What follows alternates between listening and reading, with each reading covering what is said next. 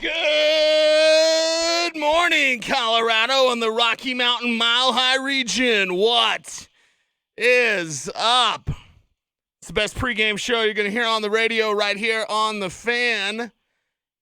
Nick and Cecil doing it up our style on Sunday morning as we get ready for the Broncos and the Steelers.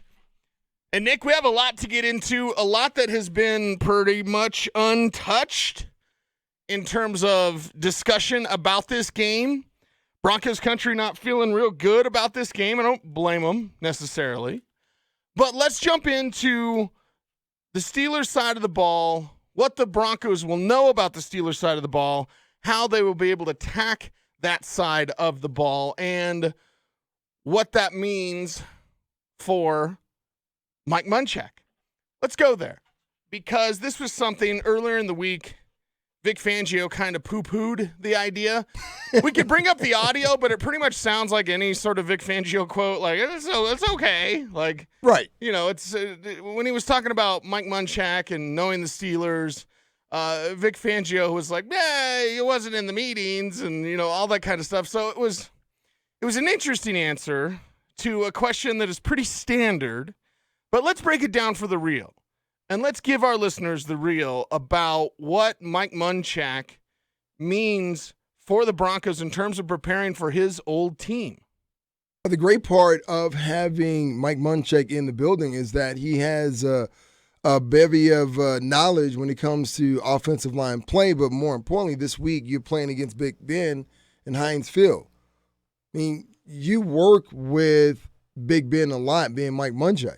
Now, he wasn't a quarterback coach, but you are coaching the guys who are set to protect Big Ben. So you know some of the things that he likes, but you also know what gives him problems. Right. And for a lot of quarterbacks, there's always pressure in a quarterback's face. But what pressure?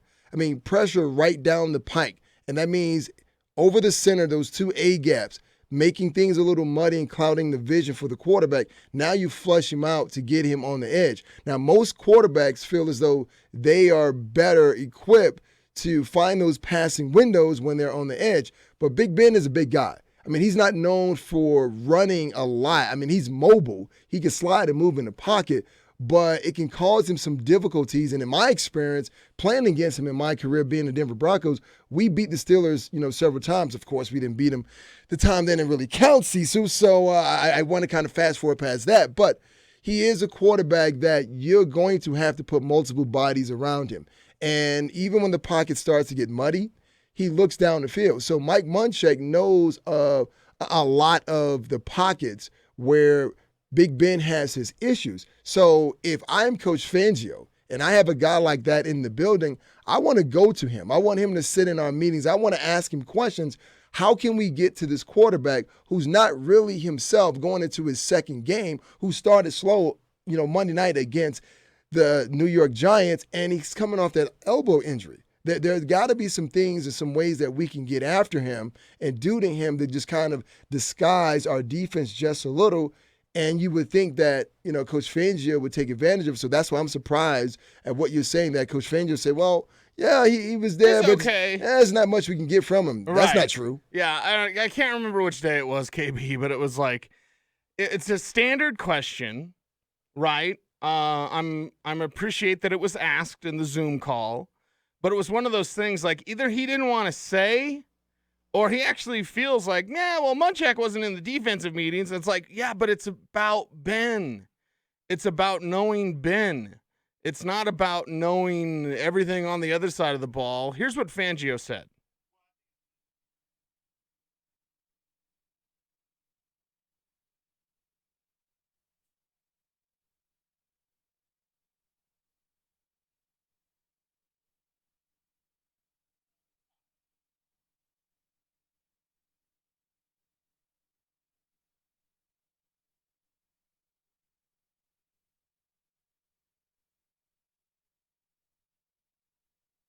Okay, so he did, at the end, kind of lighten it up.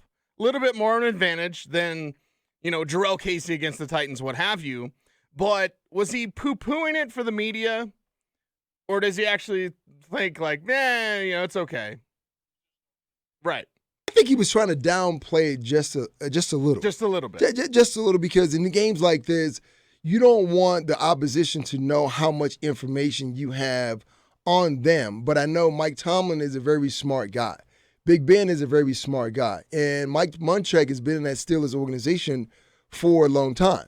So there are things that he knows about individual players, right? Now, the scheme may change, but as a player, you're not going to change too much about your game.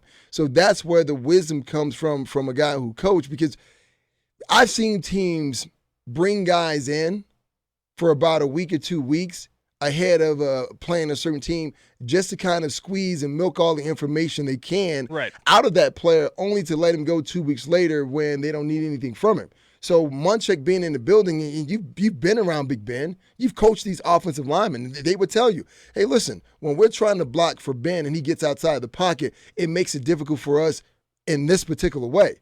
You can use that, right? Any coach would be a fool not to, pull information from someone like Mike Munchak and say, well, we're down Von Miller.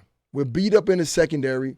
We may or may not have Cortland Sutton. So we need every ounce of information that we can get, Cecil, to make sure that we come out of this game at least saying that we had a fighting chance. Right. It's something where if you're the Denver Broncos, use all resources. I think with Ben, in a way, and you can tell me because, hell, you tried to sack the guy. Shouldn't you mush rush him? And usually must rush is reserved for Michael Vick, right? Cam Newton in the day, you would mush rush. And just to describe to the listening audience, if he's backing up 5 steps or if he's backing up 7 steps, whatever the drop of his depth is, that's as deep as the rushers go. So you basically try to squeeze the pocket rather than run around the edge, because the most dangerous that Ben is, in my eyes, is when he breaks to the side of the pocket. He can step up, he can climb the ladder. Middle pressure makes every quarterback look normal. So what's funny about some pregame shows is people would be like, oh, the Steelers not that good, and oh, hey, the whatever, and pressure. Like, yes, we're going to be very specific. Would you like, or when you attack Ben Roethlisberger, was it with the idea of that you would want to collapse that pocket to mush rush him, only get as deep as he is, and then squeeze inside so that he doesn't break out side pocket or climb the ladder and step up and then break out to the side and extend the play? Yeah, you have to. I mean, usually this is the idea that you want to present for every quarterback. But Ben is a different breed of quarterback. Once again, he doesn't excel because he has that foot quickness, but he has that NFL arm talent, and he's strong. And I'm not talking about just strong arm. I mean, I've seen guys draped on him, and he was still able to knock that guy off, but still throw the ball down the field. So this is not easy work for the Denver Broncos saying, okay, well, we're going to go with the mush rush, try to keep him in the pocket, and then now we squeeze. No, you're going to need some help from your linebackers. But more importantly, you're going to need your guys in the back end to show that they can stay in phase with these wide receivers, because every wide receiver knows once my quarterback starts to scramble, if I'm running a deep route, I come back to him. If I'm running a short route, I go deep. And I've seen Ben make throws that I was like, how did he get that in there?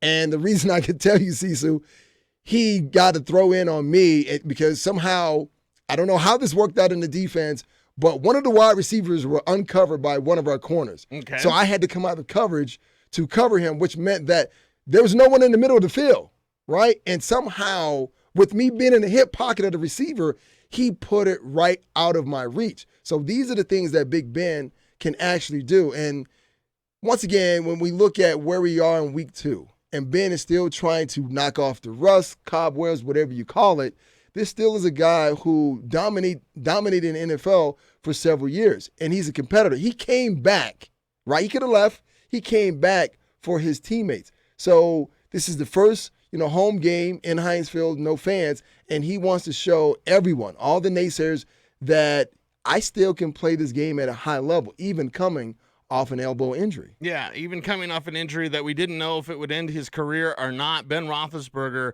is going to be a handful for this Broncos defense, so that leads me to Bradley Chubb. You mentioned it earlier, no Von Miller.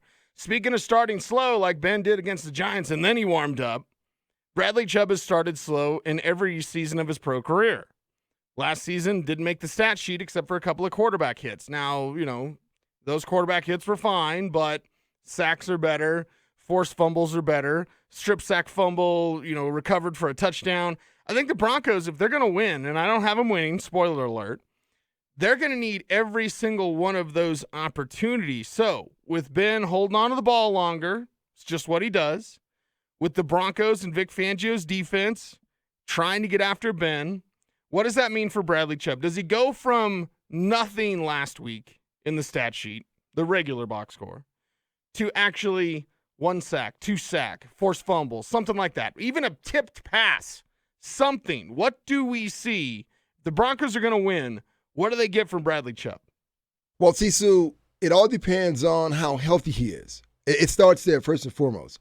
I mean, last week, 2 quarterback hits against Ryan Tannehill and the Tennessee Titans. So this week, like you said, because Big Ben has a tendency to hold on to the ball, maybe there's an opportunity that Bradley Chubb maybe gets a sack and a half, maybe 2, maybe 3 hurries. But once again, it all depends on that left ACL. How well is it kind of holding up?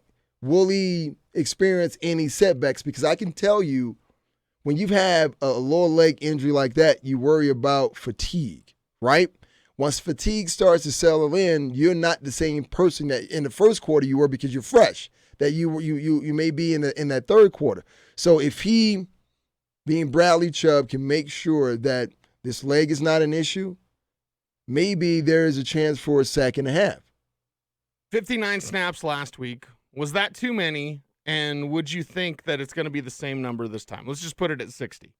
He had 59 snaps last week. Generally, your defense is going to play 70 snaps, right? So 59 of 70-ish. Was that too much? First week out? Not even a year removed from a knee injury? No, Cecil, it wasn't, because the medical staff and Coach Fangio needed to get a baseline of where Bradley Chubb was.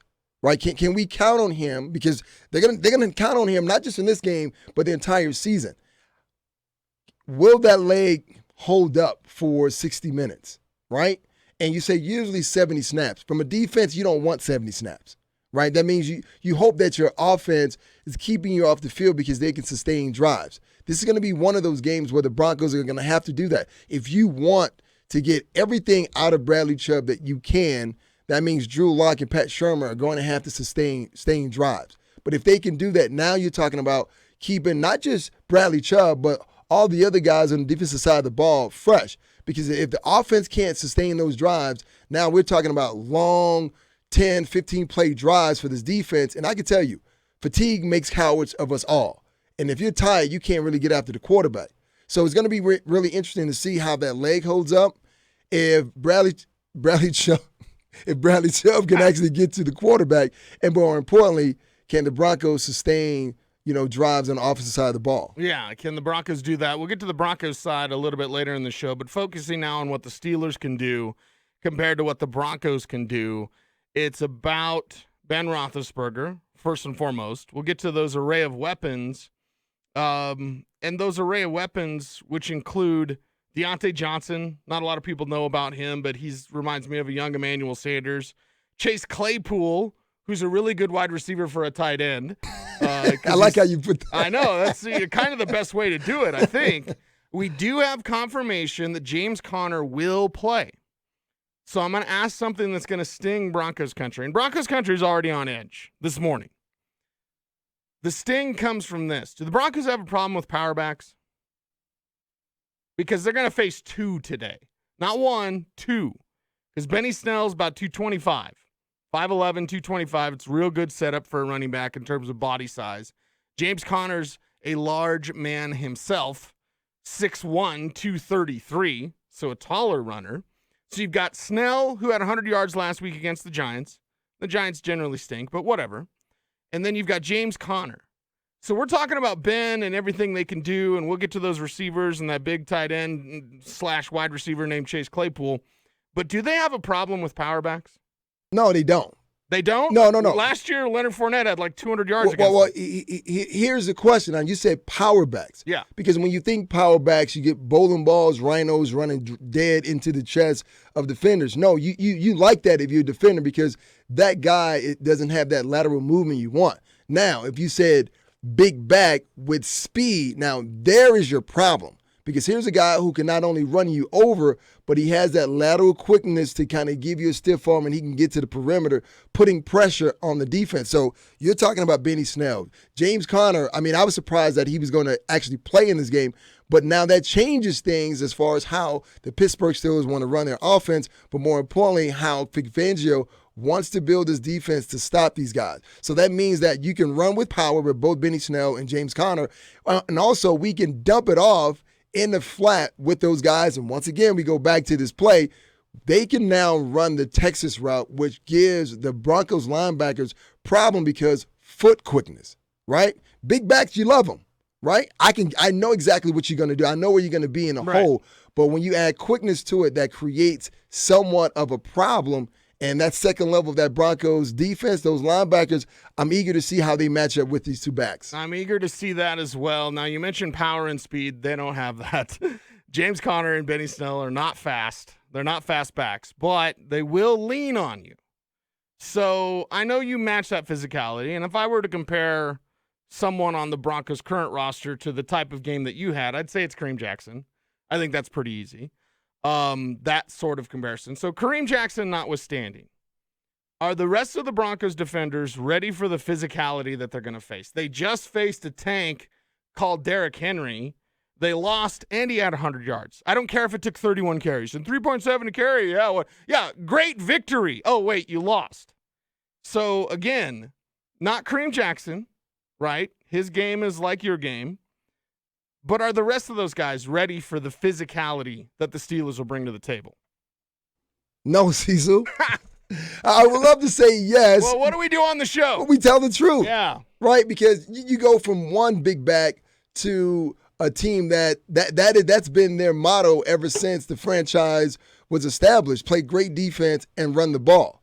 Right? And I can tell you this because I've been in situations like this when you have had to make too many solo tackles on big backs, you start to get frustrated. And you start to turn on your teammates and, you start to yell at them.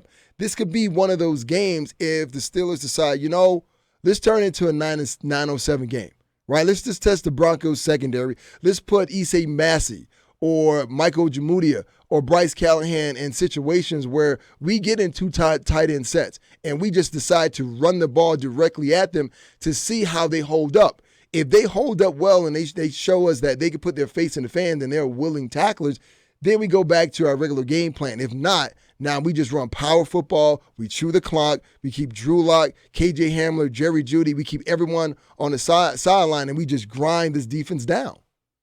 Grind them down. We'll see if the Steelers can do that. And, I totally messed up this morning already. 18 minutes into the show. Do you know what I did? I have no idea. I forgot to mention Juju Smith-Schuster. I'm talking about Chase. I think I'm just in love with Chase Claypool, but I'm going through all the weapons, and Juju Smith-Schuster, who looked so happy to have Ben back last week on Monday night against the Giants. James Washington there, he's not a slappy. Let's save the tight end, or actually, let's get to it, man. You mentioned the Texas routes with the running backs. That's fine, that'll work. But if Eric Ebron is dialed in, and sometimes his focus isn't there, but if Eric Ebron's on, he's one of the most physically gifted, talented tight ends in the league. How do the Broncos have an answer for Ebron when they couldn't stop Michael Pruitt? I always want to say Michael because of the way it's spelled. Michael Pruitt and Jonnu Smith, who had 2 touchdowns. I know. Jonnu only had 36 yards. But still, this team can't cover tight ends. You're facing Eric Ebron. That guy's really good. So how do you have an answer for him today? Do you have an answer? I think the Broncos will have an answer for Ebron because when Ebron was playing for the Colts, they did a nice job on him because it was Jack Doyle who was kind of giving them issues. And when you look at Ebron, he is definitely a threat, down the seams, but more importantly, inside the red zone. So I think because he's not as fast as Jonnu Smith from last week, they will be able to kind of hold him down as far as his yards and explosive plays. But that would be the tight end that I would think, first and foremost, who would cause the most problems. It's Vance McDonald. You know, and when my time with the 49ers, he was there, wasn't he? He was there before they traded him to the Pittsburgh Steelers. After about 5 weeks, I think, something like that, they traded him. And this is a guy who he's big, he can run, fast. He's fast. I mean, he's strong. I mean, I've seen him give guys a stiff arm and just kind of mash him to the ground. So that would be the guy that I would have to worry about out in the field. Once you get closer to the red zone, that's more Eric Ebron territory because that big catch radius. So it's how do you slow down Vance McDonald? Or if the Pittsburgh Steelers, Cecil, decided to put both guys on the field at the same time, get them in running position or make the defense think they're going to run the ball and then they explode out to passing formations, that's going to be a problem because now you're putting smaller defenders on these big tight ends, and can they actually climb that ladder to try to deflect the ball? So that is going to be something else to watch for in this game today. Yeah, and Vance McDonald's much more athletically gifted than Josie Jewell. I mean, we're just going to tell the truth on this show. Eric Ebron, obviously, because I think physically he's more gifted than McDonald, and McDonald's big and fast. Ebron's big and fast. Alexander Johnson's a nice story, and he can do the dinosaur dance and all that. I still don't think he can cover either one of these guys. Now throw in Juju. Now throw in Deontay Johnson. Throw in James Washington. Throw in Chase Claypool. Throw in those running backs if you want to. Okay, and you said it. Isang Bassi, Michael Ojemudia, Bryce Callahan, because we know A.J. Bouye is not going to play today. If you give Ben any sort of time, won't he have all sorts of choices to throw to that will be open based on the lack of experience and coverage ability of the linebackers and then lack of experience in the secondary? You got a veteran quarterback with veteran wide receivers. Deontay's a second-year guy, but still, James Washington and Juju, they've been around. You've got a veteran guy against inexperienced guy. How much of an advantage is that for the Steelers today? That's a great advantage because now Big Ben has been working with these wide receivers for a while, and he's been able to get on the same page with them. Once you see DBs who've only have limited experience and they've only seen so many routes, now as an offensive coordinator, you could change your plays up.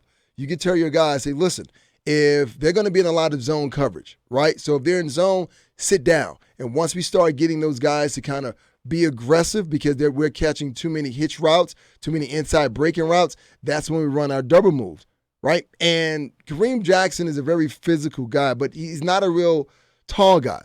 So if you can get him in situations and you can create, yes, he's not a very tall guy, but even if you can get him in situations where now you have him matched up with Eric Ebron or Vance McDonald, you can take advantage of it because think about it from a basketball standpoint. Because you look at the size advantage, you just run, collide into those guys and turn around. That's a first down. That's a touchdown. So if I'm Big Ben, that is how I'm trying to attack this Broncos defense. I want to constantly make them defend the width and the length of the field, vertically and horizontally. So now, versus that 3-deep coverage, I'm trying to put 3 receivers in that zone. We call it OVS. Outside vertical stretch. You get a go route, you get a corner route, and you get someone in the flat. We're going to test that defense and see how well they react. If they don't react well, we're going to continue to pound them with the same running plays or the same passing plays until they show that they can stop it. You call it OVS. Yes, outside vertical stretch. Yeah, I like that. I would say sail concept. I was actually going to ask you about this on Friday on the Broncos side. Yeah. Which we'll get to. Like, should the Broncos maybe use sail concepts, which are somewhat simple, but can be effective, and they make the choice simple for your quarterback. We'll get to that in a little bit. We do have Ian Rappaport saying this morning Cortland Sutton could play. They want to see him in warm-ups, but I guess the kind of vibe is good around Cortland Sutton. I did see him at practice on Friday. I did see him make a one-handed grab with that arm. Still didn't look quite right, but Sutton may be playing. You like that? The sound of that, Nick? We're not confirmed yet, but do you like the sound of that? I definitely love the sound of it for, peace of mind for Drew Lock. giving him another weapon to actually throw to. But with us not knowing whether Cortland is going to play and how that shoulder is doing, that still is a concern for me. Maybe he goes out on pure adrenaline and modern medicine, but how long does that work for him? Can you get 60 minutes of quality play and blocking, not just catching, but blocking out of him? Okay, Broncos country, we've talked about what the Steelers can bring to the table. What can the Broncos do? And what did Melvin Gordon say on Instagram? He's like, no stress? No, stress-free. Stress-free. Yes, stress-free. A stress-free Melvin Gordon. What's that mean? And what's that look like? We'll tell you next.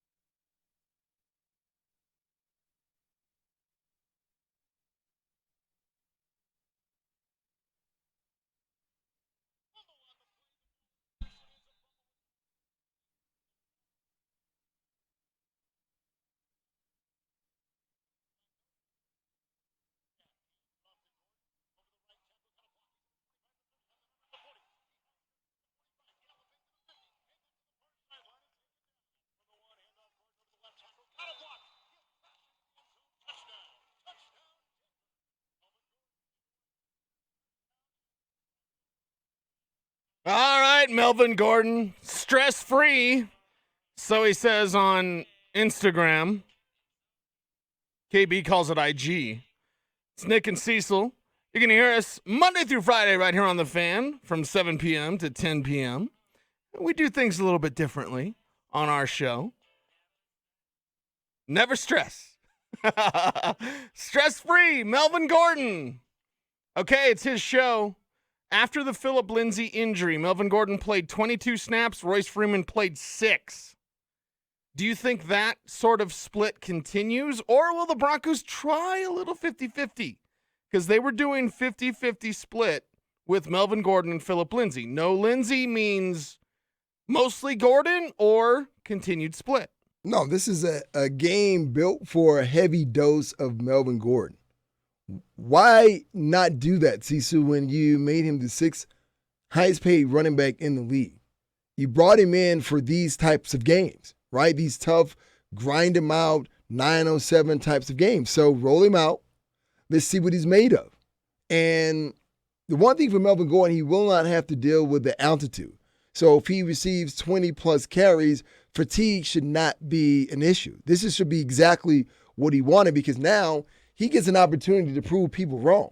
He gets an opportunity to prove a guy like me wrong, because I said, well, Melvin Gordon is a back that I would have loved to play for because he doesn't have that lateral quickness and speed that he once showed at Wisconsin. He's one of those backs that, hey, listen, if the hole isn't there, he's not going to create it. It has to be a hole that's already given for him to now find that crease and get vertical. So this is going to be a humongous test for Melvin Gordon. And if he's able to amass, it could be 31 carries, but he's able to get over 100 yards, I have mad respect for him. I don't know if he'll get 20.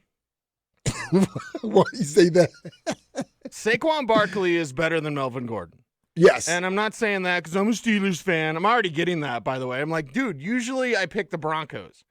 But how can I logically pick the Broncos in this game? I can't. Anyone who's not a homer, and we don't do propaganda broadcasting on this station, so anyone who's not a homer can't pick the Broncos. You just can't. You can't look at this game logically. Saquon Barkley, last week, 15 attempts, 6 yards, 0 over the game's last 58 minutes. Cam Hayward, Stephon Tuitt, get to know the names because they're going to run stuff you all day. They occupy blockers. You've got Devin Bush. You got Terrell Edmonds, who can play all over the field. We'll get to more a little bit Devin Bush in the next segment. But we're talking about Melvin Gordon running the ball. He's stress-free. He's facing the best run defense in the league. So you say 100, you'd have mad respect for him. I would fall out of my chair if he got 100. So what's the line? What do you think's a proper line? Should the Broncos abandon the run game, even with a stress-free Melvin Gordon? Should they just say, forget it, we're not going to run against these guys, let's just pass? No, Cecil. That'd be a disaster. So now that means that you want to run the ball and you can't run the ball against them? Cecil, you have to, because at some point, Drew Lock has to go under center. And you have to be able to run play action. And you only establish play action when you show that you can run the ball. Even if you are averaging 2.2 yards a carry, you still don't want to force Drew Lock to play with one hand behind his back, because you talked about Tuitt. You talk about Cam Hayward, TJ Watts, Bud Dupree. Those dudes are going to wreck shop. Right. Right? And if you tell them, wait a minute, so I don't have to worry about the run, I can pin my ears back and I can get after the quarterback, that would be a disaster for Drew Lock. So no, if you are Pat Shurmur, you have to stick to the run game. You can't abandon it. But there are different ways to get, whether it's Melvin Gordon or Royce Freeman, involved in this offense and try to slow down the Pittsburgh Steelers defense. And the way you do that is screen passes. The running back is offset in the shotgun. You make him look like he's going to insert, and then now he peels off to the right or the left, and you dump it off to him, because now those guys are hunting. They're getting upfield like they did against Daniel Jones. That's how you take advantage of it. So when we look at Melvin Gordon's stats at the end of the game, it may not be a great rushing day, So it's about catching the ball out of the backfield and trying to catch the Pittsburgh Steelers trying to get after Drew Lock. I would say this, and I understand what you're saying. I largely agree with most of what you're saying. Well, what don't you agree with? Because, and here's the thing. Like, I understand football, so I know you have to run. Okay? I know when people are like, there's a notion by some on Twitter that running backs don't matter. It's one of the stupidest things I've ever heard. It's one of the most insane, dumb. You sound like a moron if you're like, running backs don't matter. It's the same guys who promote like Aaron Donald's not that good because of his run grade and blah, blah. Who are those guys? The analytics guys. Oh, okay. Okay. They're basically ruining football with slide protectors. All right. And I respect a lot of people in the analytics crowd. I don't, and I'm the one who quotes Spark scores all the time. Man, you got to watch out for that. But when you look at passing on first down, the average first down, not trailing big or not leading big, just an average first down, you get 7 yards on a pass play, average. You get 4 yards on a rush play, average. You tell me as a defender, 2nd and 3 or 2nd and 6? What's a little bit more difficult? What do you have more of your playbook? So, whereas I'm not going to say don't run, I'm going to say limit run. I'm going to say supplement your run with short passes, with screen passes, draw plays. There's ways to run, toss plays, try to attack the edge, try to get them underneath, draw plays and screen passes, slow down to rush. It's football 101. But when I say run a little bit less, supplement run with short passes, and pass on first down. If I see a run on first down, you think I had it in for Pat Shurmur last week, dude? If I see him running on first down against these guys, Shurmur's going to have some splaining to do. See, so I understand your point, but as a coach, you have to learn how to change things up. We always talk about quarterbacks making off-schedule throws. As a coordinator, you have to do the same thing. If you had a tendency last week to every first play of every possession was a pass play, now Keith Butler, as a defensive coordinator for the Pittsburgh Steelers, he's dialing up something special for that. Hey, listen, we know Shurmur loves to throw this type of pass on first down. So Shurmur, now you got to look at your own resume that you've compiled. Okay, well, what do I normally do? Do something different. If you run maybe a run play on first down, once again, it's about catching this defense off guard, right? Not allowing them to know what the snap count is.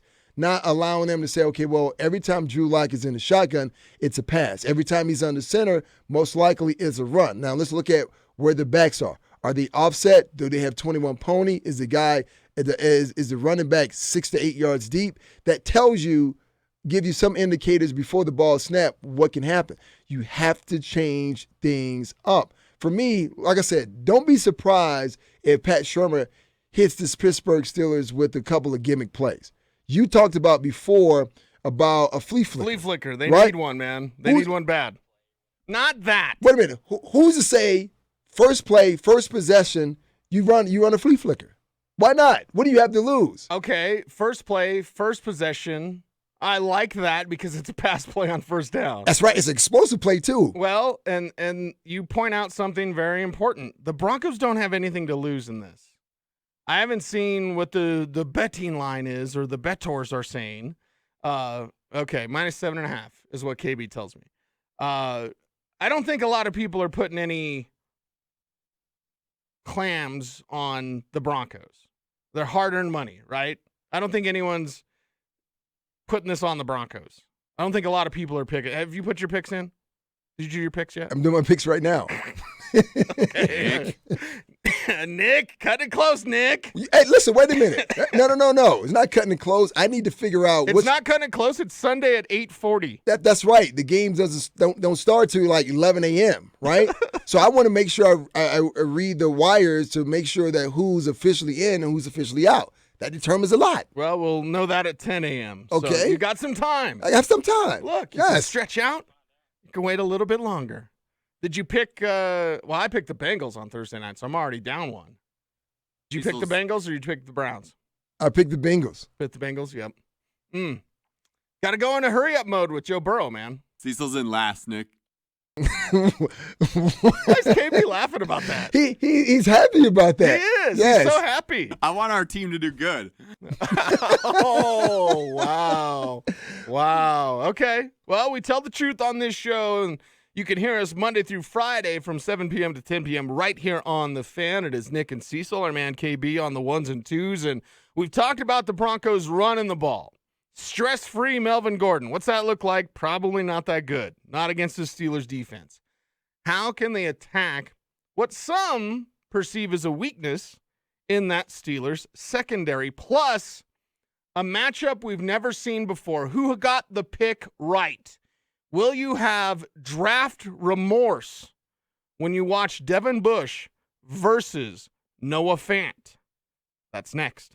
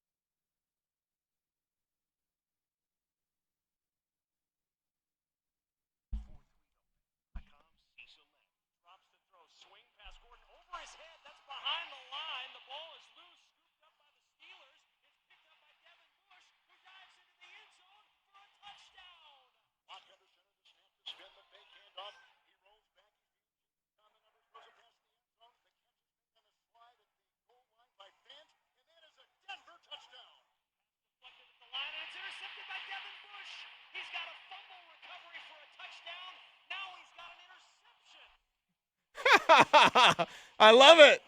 I love it. KB coming through with the audio. You hear Bush? You hear Fant? You hear Bush? This will be a debate that rages on for years and years and years. Did the Broncos make the right pick in moving back from number 10 to 20 so they could get Noah Fant, but leaving Devin Bush on the board? Vic Fangio's talked about their problems at inside linebacker. They could have solved them with Devin Bush. I know he's not Roquan Smith, which are you holding? Well, he's not Patrick Willis. He's not not that. I mean, seriously, like that's the level you're. Anyway, will Broncos fans be feeling good about that pick, or will Devin Bush versus Noah Fant? This is mano a mano. Will Broncos fans be feeling bad about that pick based on Devin Bush's play? See, so that's going to be really hard to determine, right? If Noah Fant goes out and he has a game like he had last week where he had 5 receptions, 81 yards for a touchdown, which I expect that Pat Shermer get him involved more in the offense, and those numbers are a lot better than that. But we will never really be able to gauge that because how many times that the Broncos will have head-to-head matchups with the Pittsburgh Steelers, but more importantly, when will Devin Bush cover Noah Fant man-to-man? Now, if Fant was a wide receiver and Bush was a corner, we will be able to look at it and determine that way. But because there's not going to be a lot of opportunities in Keith Butler's defense where Bush is going to be matched up, once again, it's going to be hard to determine because we're going to look at stats, right? Mm-hmm. And we're going to look at, number of Pro Bowls, championships, big plays, impact plays, and we'll try to break that down, but we will never be able to look at it that way and say, one team did better than the other. I won't say never. I'll say today it might be difficult, but I won't say never. Because if one guy ends up in the Hall of Fame and the other guy's like a Pro Bowler a couple times, then we have a way we can measure that. But what's the dirty little secret in the NFL? It's about fit. Right. Devin, you have a team that's known for linebackers, right? That's their history. The Steelers, there's linebackers. And they're happy to move up with the Broncos to get Devin Bush. I don't know. That should have been a sign. All due respect to Vic Fangio, and yes, Devin Bush is not Roquan Smith because Roquan he's different now. He's special. Devin Bush might just be special. But either way, something to watch, I guess. We'll have Cortland Sutton out there, perhaps. We don't know yet. Ian Rappaport reporting. Things are very good. The KJ Hamler effect, I think, could be really interesting, and one when the Broncos are likely to have to pass more in this game. I don't think this is a high-scoring game for either team. Vic Fangio's defense usually won't let it be high-scoring, although I do have the Steelers winning by more than 10, and we'll get to our picks in a little bit. But, Nick, the Hamler effect, Sutton potentially playing, Jerry Jeudy minus the drops. I don't know how many people I saw this week, dude, that were like, does Jeudy really do that?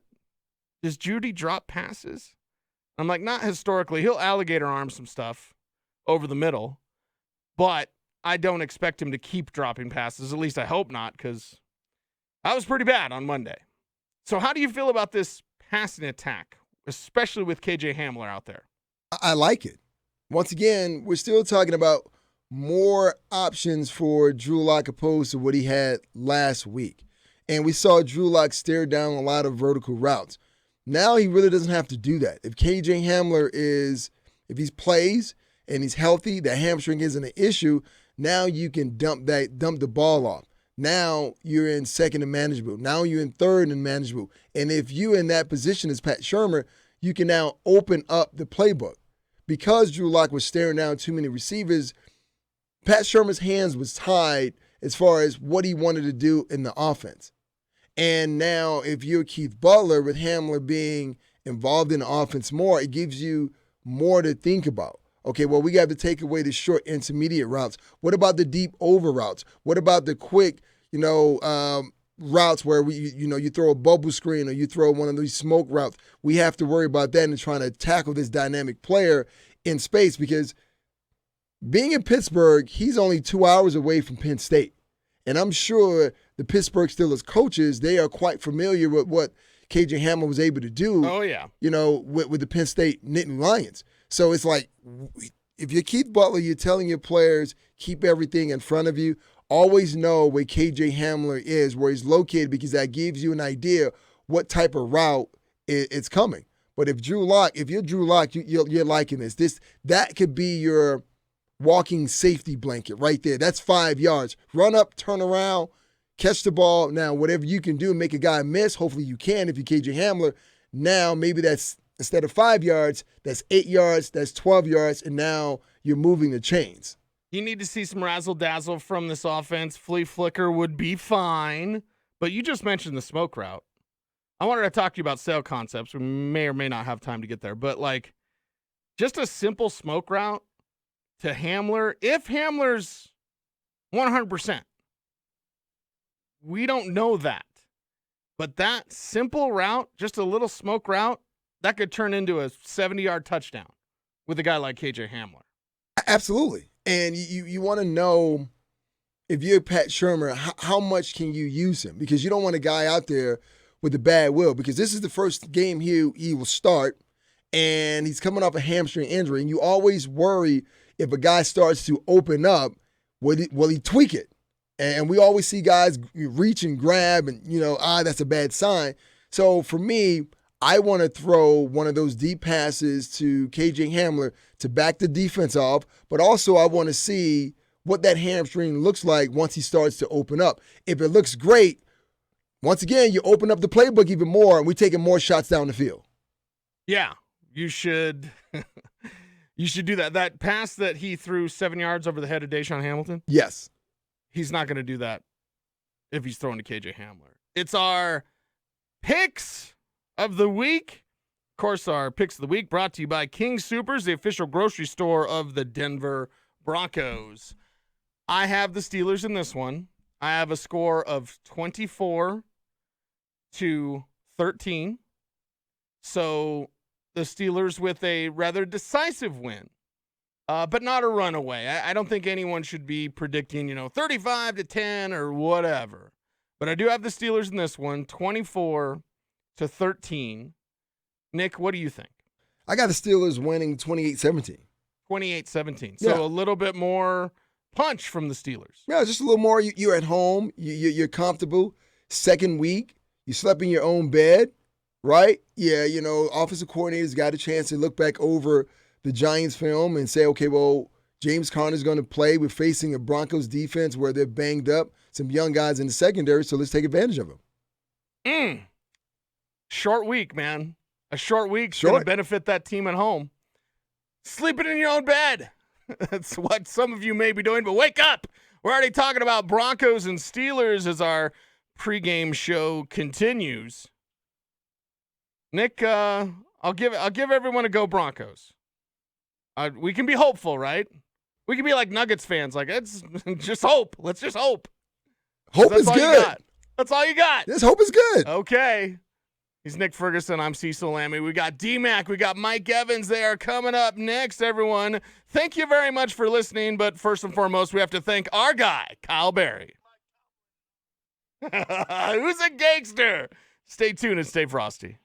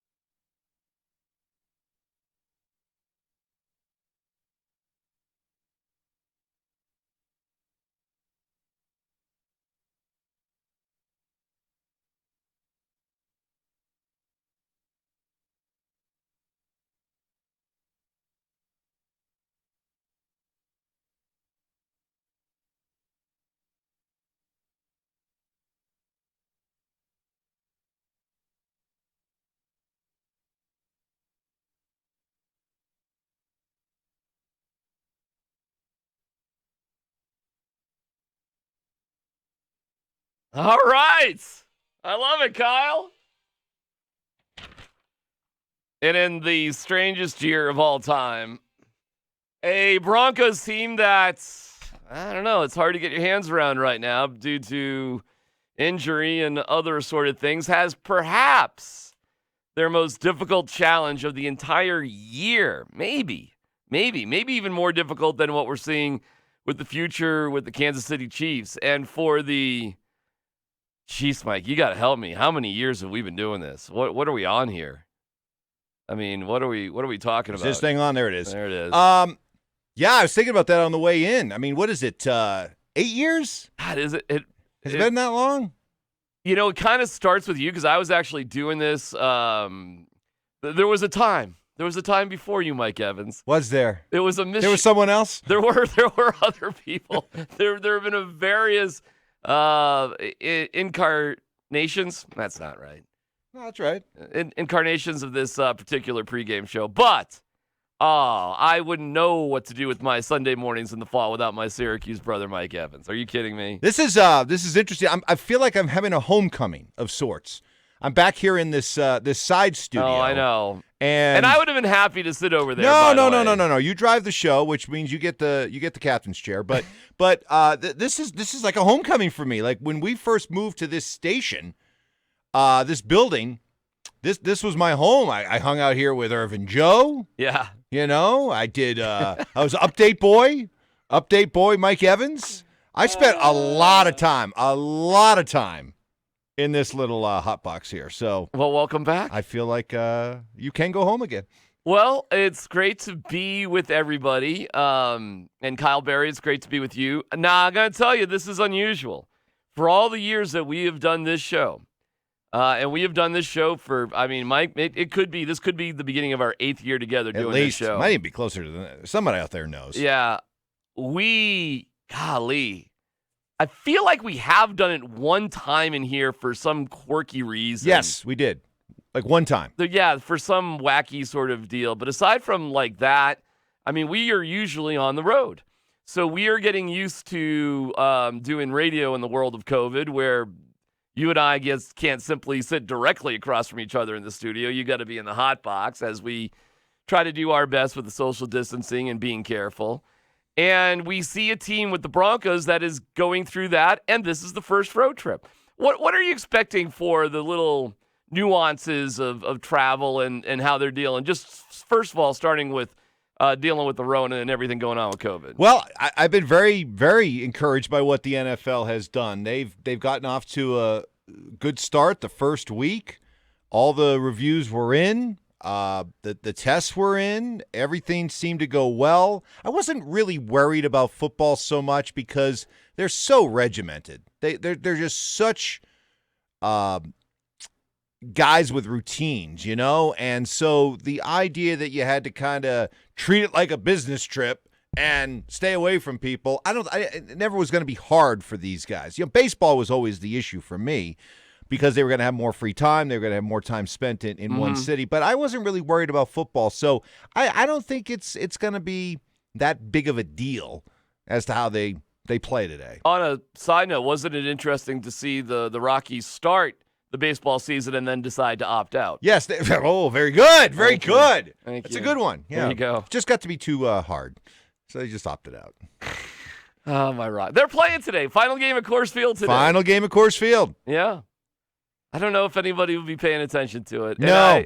And I love all the gang over at AT&T Sports, and man, they do a great job on the broadcast. It's not without a lack of trying on their part, but that deal is probably done unless there's some sort of historic 8-game win streak that happens. No. We got to stop that. We got to. I even was guilty of that earlier this week, saying, well, you know, if you go back to the start of October and how it felt then, nobody saw it coming, and then it happened. But that team was actually, people forget, that team was actually 4 games over 500, 76 and 72 when they started that run. So it's not like they were just an awful team that got hot. They were a decent team that got hot. This is just a bad team. And then you have the Nuggets in the Western Conference Finals, Game 2, today.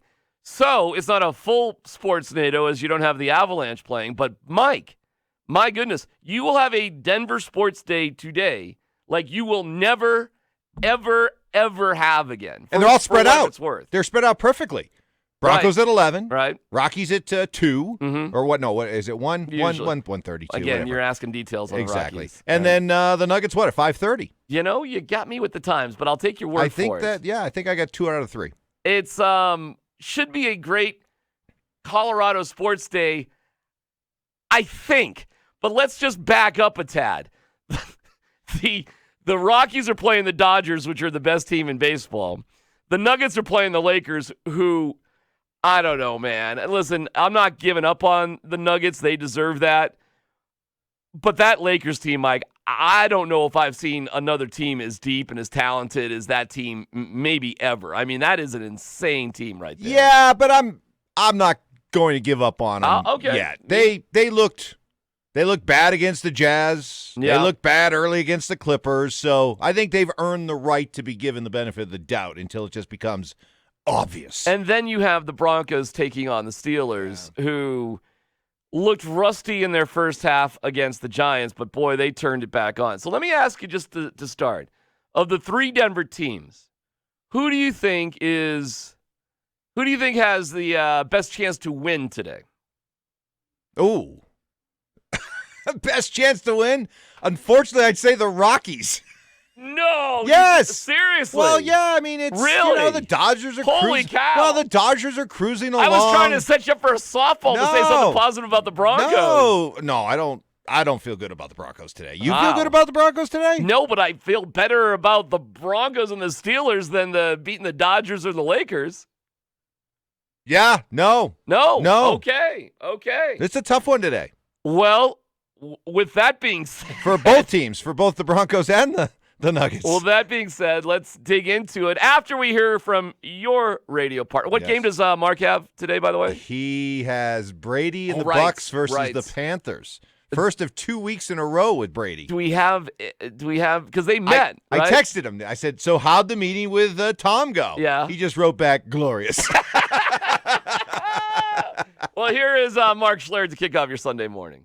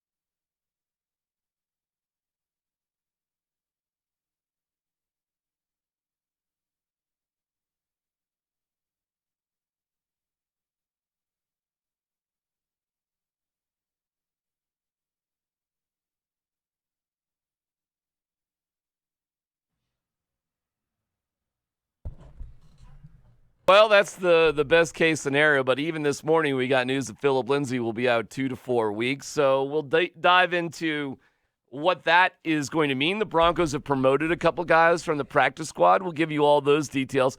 We'll hear from Sandy Clough as well. This is the Fan Football Pregame Show on Sports Radio 104.3 The Fan.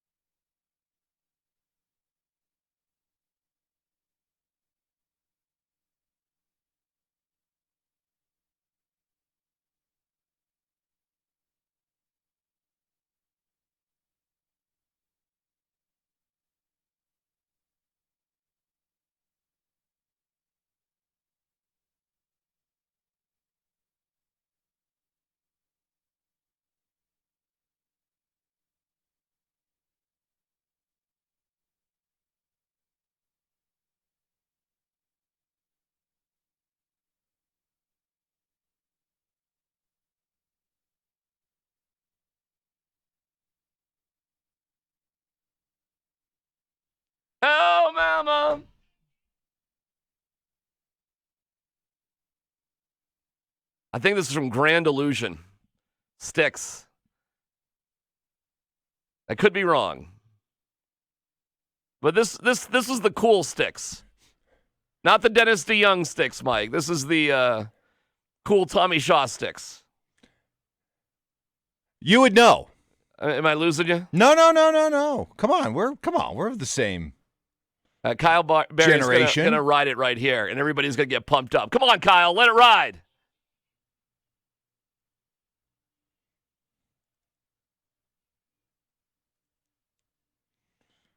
Well, Ben Roethlisberger could be a wanted man today, Mike.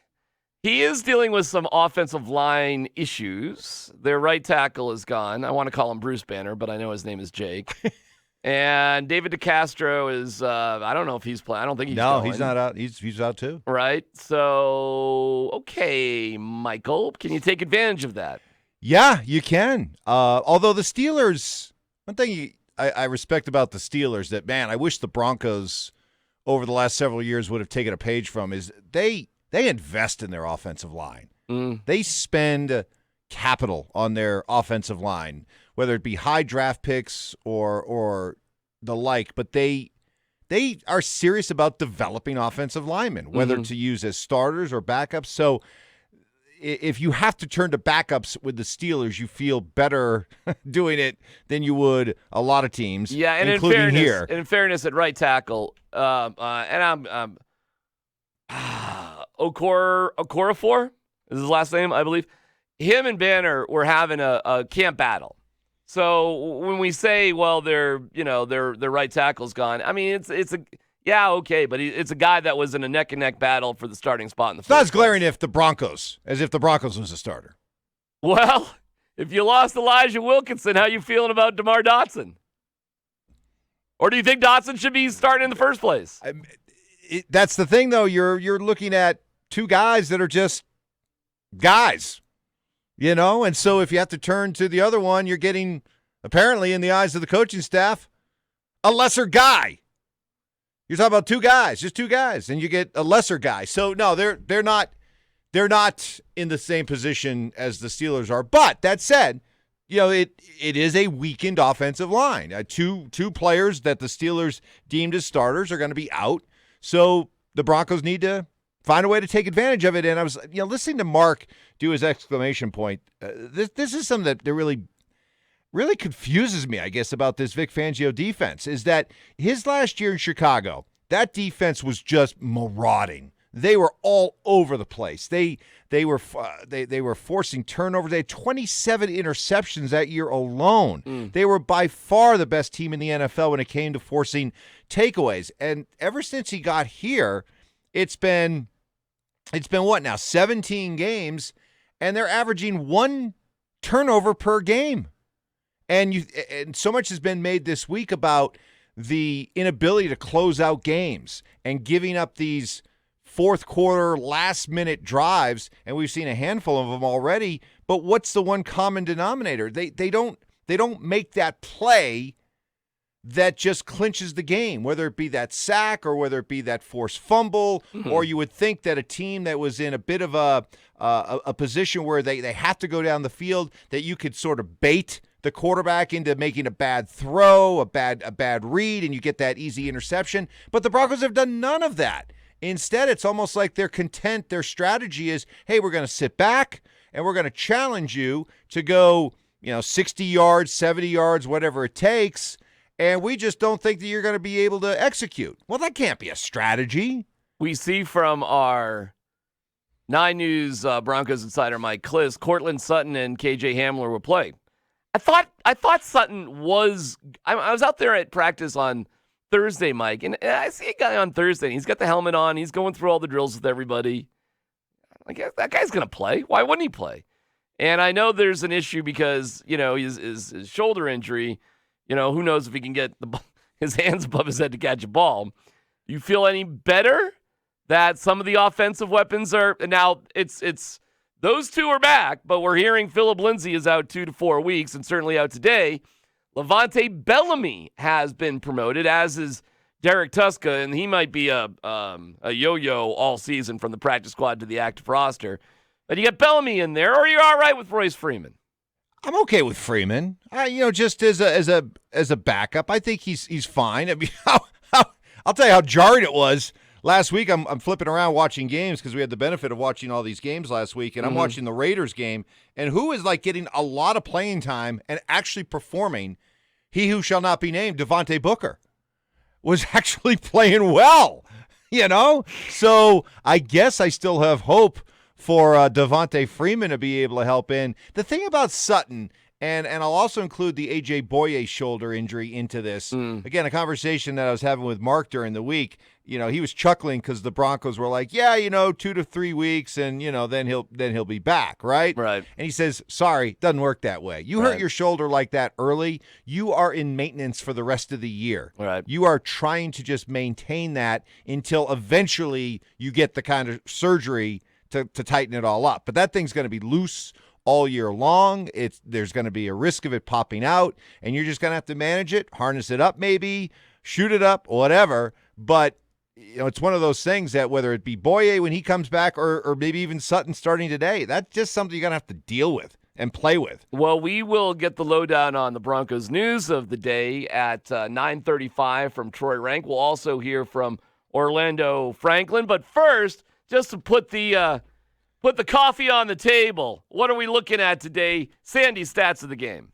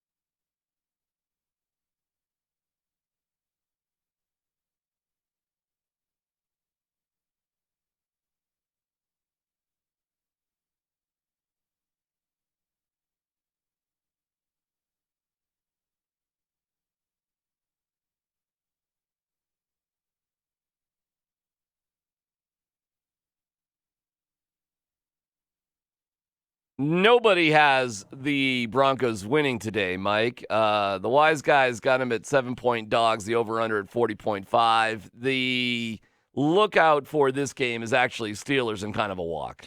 It is, and honestly, it's been that way ever since the schedule came out, and we all made our predictions. I don't think Nobody did. Nobody has the Broncos winning this game. And so this one, because of it being early season, the offense needing time to kind of find their way, it's Pittsburgh, Roethlisberger's back, your first road trip, you add it all up. Is it the toughest road game of the year? Is it tougher than Kansas City? No. You sure? No. Come on. Broncos have lost 9 straight to Kansas City by an average score of 30-14. Of course it's Kansas City that's still the roughest. This is the second roughest. I don't know, man. There's something to me about familiarity that breeds hope. And that Drew Lock game in Kansas City was in that snowstorm, whatever. I know it didn't affect Kansas City, but there is just something. Listen, if the Broncos could give this a run and make it a game today and sniff anything close, hats off. And everybody who saw this season in terms of whatever degree of success the Broncos were going to have always had this one as a loss. Correct. So, Mike, I think they're playing with house money. Yeah, I think there is something to that because nobody's expecting them to win. This is when you. To me, this is an important game from the standpoint that this game going up against this Pittsburgh defense and everything that they can do will help accelerate where this offense needs to get to because they will benefit going up against a defense like this. It'll be a struggle, but to get to where they ultimately want to get to, it'll help playing against a defense like this because this is a salty defense. And they're going to see a lot. They're going to deal with a lot. Drew Lock's going to deal with a lot. This offense is going to deal with a lot. The offensive line. These young receivers are going to deal with a lot. So if the idea is how can we speed this whole process up so you can get to the point at some point in this season, hopefully sooner rather than later, where the offense can really start to carry their weight, well, to me, I look at this as a positive experience. Take advantage of it. Orlando Franklin's perspective coming up as a game report live from Troy Rank. That's next on the Fan Football Pregame Show.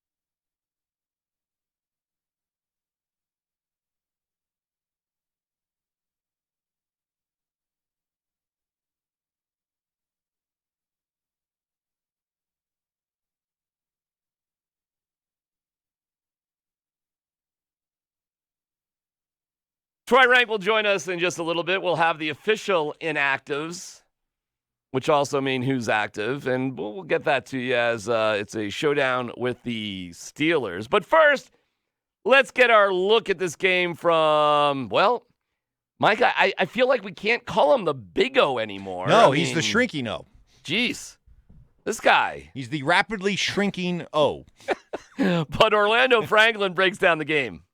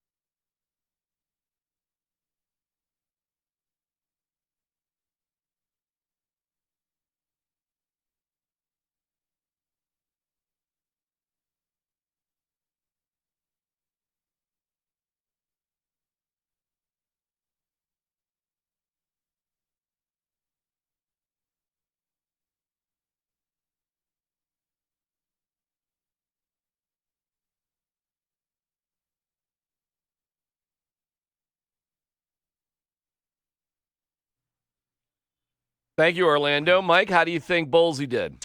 I think he did very well. And here's how I know he did very well. Because his biggest critic this week, my man Mark Schlereth, begrudgingly said he wasn't bad. He wasn't bad. That's nice. He wasn't bad. He was in the GB zone. Good for him. Now, so I then accused Mark. I said, see, this is what you were guilty of this whole offseason, fear-mongering. You were just trying to create a panic when it came to this offensive line. I kept trying to tell you this offensive line isn't as bad as you think it is. And then he started to get mad. He started to get mad, and he said, okay, fine. I'll give you week one, but it's going to be a whole different situation this week. And it is true. I mean, you look at what the Steelers bring. Everybody in Broncos country who wishes the Broncos would have addressed the linebacker position differently than they have over the last several years, take a look at Pittsburgh, because they put 4 linebackers out there. They got Bud Dupree. They got TJ Watt. They got TJ Devin Watt. Bush, yeah. They have Devin Bush. I mean, man, and they use them the way that we traditionally think of using linebackers, you know. And man, you look at what this defense, that front seven, and then in the secondary, they got really good guys in the secondary. Minka Fitzpatrick. Hey, look, this is gonna be a great test for this offense. I'm fascinated to see how they hold up, how this offensive line holds up, how Drew Lock holds up. To preview the game, we go to Troy Rank from Denver 7, our Broncos Insider, presented by Tranny Law. Troy, can you give us an update on the roster moves so far today? Yeah, Cortland Sutton's going to be up, so that's big DMac for an offense that's going to face a flurry of pressure from the Steelers, and they're a huge underdog in this game. But Sutton is playing with his sprained right shoulder, which is good news. I thought Albert O would be active because they'd give him another weapon in the passing game. He is not. Tyree Cleveland is out as well with a hip issue, but he gets Sutton back. Tuska is also on the active roster today. They can't do this again with him. You can only do this twice, where you can pull a guy up from the practice squad to the active roster and then push him back down without subjecting him to waivers. So that will be the last time they're able to do this, unless you want to, again, subject him to waivers. And running back Levante Bellamy is active. Expect him to get some action on special teams. I would be surprised if he gets any action in the actual offense, though.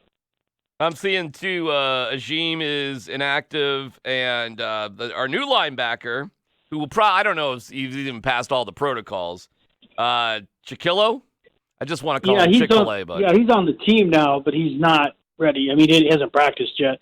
he took a while to get through the COVID protocol. He didn't practice last week. McKelvin is just in a numbers game. I mean, they like his potential, but not unlike Draymond Jones was inactive last year a couple times. It's just a veteran defensive lines. It's nothing really he's doing. It's just the way the roster falls on some days. But yeah, in the case of Barron, I would hope Mark Barron is active next week. Otherwise, the signing doesn't make a lot of sense. Okay. Because then your season's going to be over before it begins, and he hasn't played. We know, because we've studied Pat Shurmur, he really does love one of your favorite terms, the bell cow running back. Are we going to see that with Melvin Gordon, or do you think they'll stick to a two-back rotation like they obviously tried to do in week 1? Yeah, I think this week they're going to pass. So, I mean, in a different week, I think they would lean on Gordon and give him 20, 25, between 20 and 25 carries. I don't know that that's possible against the Steelers. I don't know that it's practical. I mean, Saquon Barkley couldn't even get a yard against them last week. They're a tough team to run against. They're much more vulnerable in the passing game. So the run for me will be just used to set up the pass. I don't think you would see the same. You wouldn't see the same split with Royce Freeman. Philip Lindsay had won the job in training camp, or certainly won the job enough to be a co-starter. That doesn't apply to Freeman. He would spell Gordon. I just don't see DMac any chance they can lean on the run game to win this game. They're going to have to pass. They're going to have to pass a lot. The one good news is Drew Lock's only been sacked 5 times in 6 starts. That's the fewest number of sacks in the NFL over the last 6 games. But he may need to be elusive today because Pittsburgh with T.J. Watt and Bud Dupree, they get after the quarterback. So you just hope that you're able to pinch him a few times on big plays to kind of ease that rush. But the challenge is real today, and they're going to win. It's going to be through the air. Well, that's interesting. That makes it even more fun then, this matchup, because you say they have to throw, and we're going to have the full complement of the blueprint for this passing game, right? The whole idea was let's surround Drew Lock with enough weapons, and they're all going to be there. Cortland Sutton, Jerry Jeudy, KJ Hamler, Noah Fant. Yeah, and again, I would have thrown Albert O in there if it were me, just to have him at the goal line on 3rd down. Even though he's not blocking and it's a run play, I don't care because he's a mismatch. But, I mean, he's just not ready yet. And that's fine. I just know that at some point they need to use him in the passing game to be even more diverse. But, yeah, the key to watch is Hamler because young receivers typically struggle. We watched this with Jeudy last week. They try to hit a home run with every play when, sometimes you just got to take the single and get your yards. But Hamler is a guy who could have a day where it's 3 catches, 75 yards. Like, that's the type of player he is. And if one of those is a touchdown, then the Broncos suddenly are in the game. If he gets a 42-yard touchdown and, then you get one more turnover, all of a sudden it's like, hey, this is a winnable game. But he's an X factor in this game, no doubt. He has unique speed. He's hard to cover.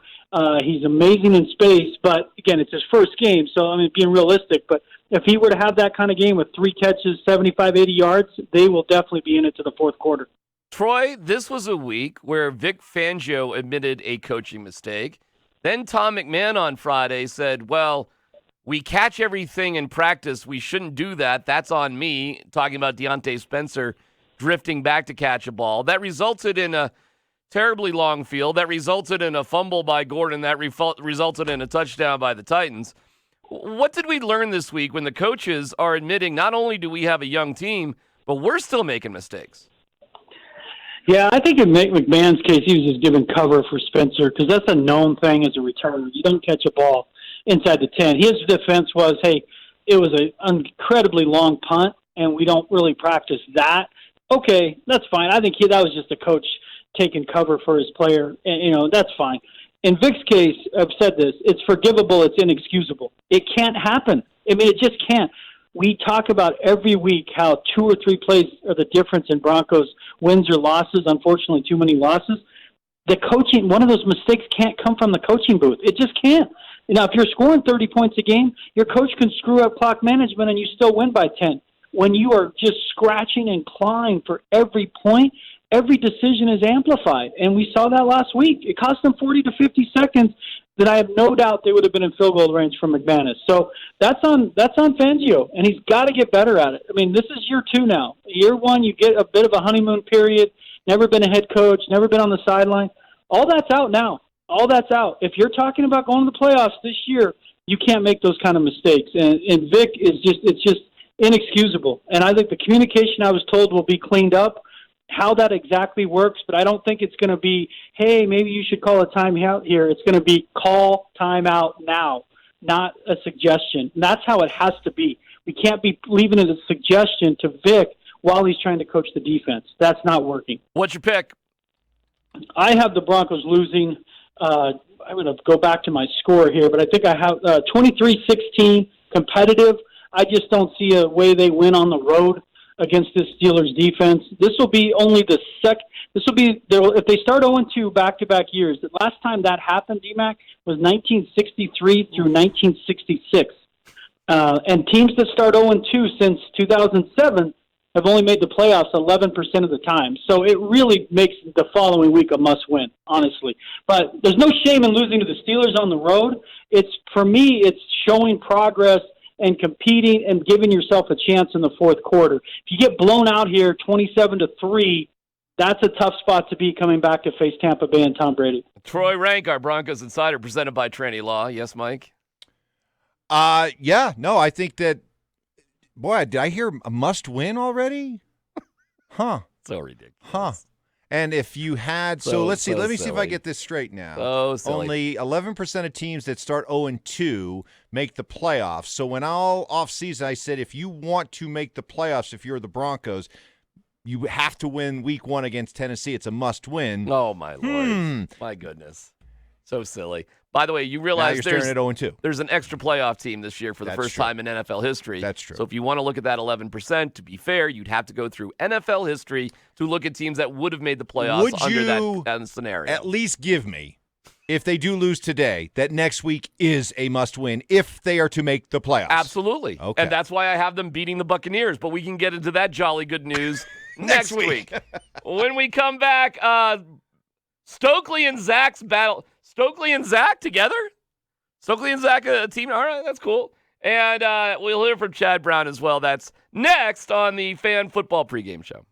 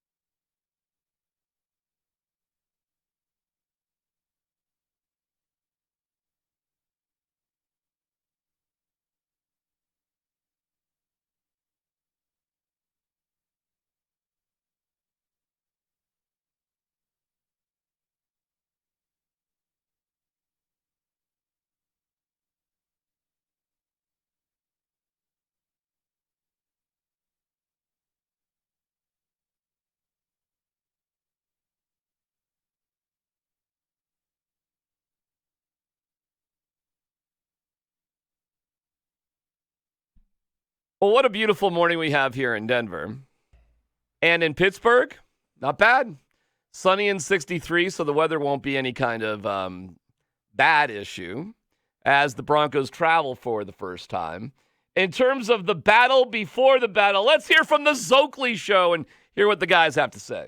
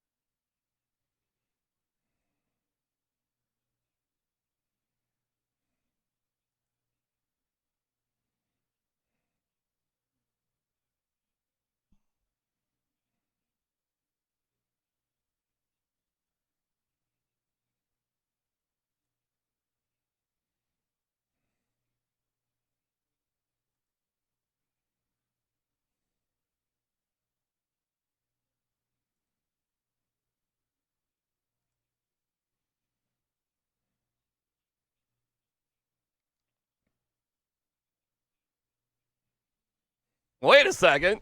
We just heard from Troy Reich, Mike, that they shouldn't run the ball They at can't all. run the ball. Wait, what This is going to be a happened? passing game. Wait a second. I'm confused, Mike. I'm confused too. What's the truth? I think I'm going to take Troy's side on this. I just think it's going to be hard to think that you're going to be able to run the football consistently. So this is the game where this fast, explosive, we're here to compete with the Chiefs offense. If they're going to pull off the upset, they're going to have to score. They're going to have to find a way to get to 24, 27 points. It was stunning to see Saquon Barkley for the Giants, 15 attempts for 6 yards. However, let me tell you, the Giants were in that game, Mike. They really were. And they weren't that far away. I believe it was 19-10. They went on a 19-play drive. And Daniel Jones, my man, just made a terrible decision. It's second down and goal. He's rolling to his left to try to throw across his body. I hate that, by the way. When you're rolling out and you got to make that weird sort of turn, I mean, aside from Patrick Mahomes, it's just a tough throw to make. Our quarterback likes doing that too. I know he does. And if you can learn anything, I think it was Bud Dupree slapped his arm. The ball pops up on the air. It's picked off. Game's over in the third quarter. You just blew it. You didn't need to do that. You could have easily thrown it away and lived to fight another day. Even a field goal in that situation, Mike, is good. You're down 2 scores anyway. Talk about something to learn from, though, Mike. I think for Drew Lock and this team is, aside from coaches being, I don't even know what to say about the clock management of Vic Fangio. It's so inexcusable. It's devastatingly disappointing. You just can't do dumb things. And I think Daniel Jones is a talented guy, but because we study the Giants and Pat Shurmur's offense, the amount of dumb things Daniel Jones did was incalculable. And he did another one that really cost them the game. Can Drew Lock stay away from that? Honest answer, no. Not right now. Drew got away with a couple dumb decisions last week. Bad throws that easily could have been picked off. And that's where we're at right now. There's that formula, 70-30 formula is what I subscribe to when it comes to quarterback play in the NFL. 30% of the time, yeah, it's about making plays off schedule. It's about extending plays with your legs, keeping your eyes downfield, and making a play. And you know what? I think he's got that part of it. I think he's got that 30% down, which is encouraging, right? But the best quarterbacks are the ones that 70% of the time just operate and win and direct and deal just by operating from the pocket. And that's the part of Drew's game right now that you can see is still suspect. He's not making the reads as quickly as he'll eventually have to. He's not making the throws from the pocket as naturally as he will eventually have to. Now, he's made 6 starts, so it's not to be expected that he's going to have that part of it down. And I think it's for all young quarterbacks that it's that 70% part that they struggle with. And so I expect him to struggle today with that part of it. Hey, look, this is part of the growing process. This is part of the learning process. And to think that he's just going to go out there today against a team like the Steelers of all people and just figure it out, no, it's work in progress, baby steps. Let's find what it's all about as we go inside out with Chad Brown.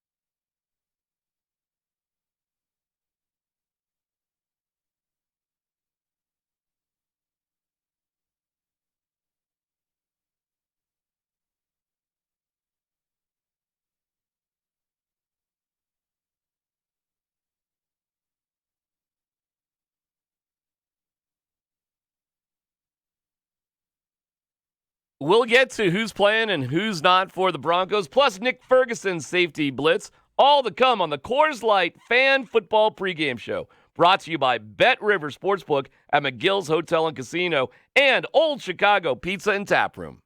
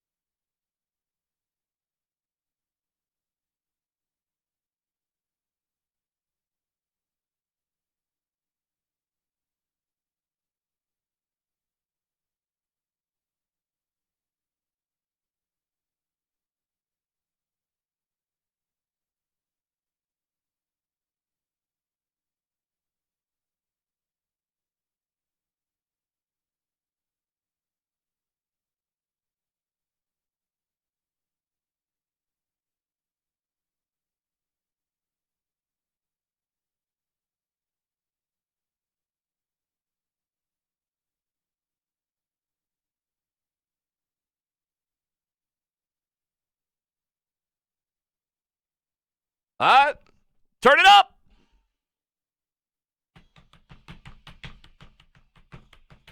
Sunday. Come on. The Coors Lights Fan Football pregame brought to you by Bet River Sportsbook at McGill's Hotel and Casino and Old Chicago Pizza and Tap Room. DMac along with Mike Evans. The week that was, Mike. By the way, if you're a fan of these guys. Yes? If you are a fan of these guys, I highly recommend you go back on YouTube and look at their concert from Fenway Park. I have seen it. It was fantastic. But, this is not the Dropkick Murphys. Oh, these aren't the Dropkick Murphys? I thought these were the Dropkick Murphys. I thought they were the only ones that sounded like this. There's another band that sounds like the Dropkick Murphys? There's quite a few, actually. I thought they were like... This is Flogging Molly. Oh, well, but I apologize to Flogging Molly. But I know that... My bad. But I know that... Keep flogging. Believe it or not, our band... Fatty's Big Chance. Boy, we got to get the band back together. We actually used to play this song. This was a challenge. Listen to the drums in this one and think about me trying to do this. It wasn't easy, trust me. But, yeah, I know what you're saying. I thought these were the Dropkick Murphys. My bad. I did see the Dropkick Murphys at Fenway Park with Bruce Springsteen on the Jumbotron. It was very good.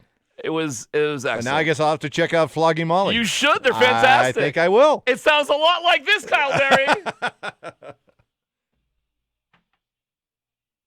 Wow.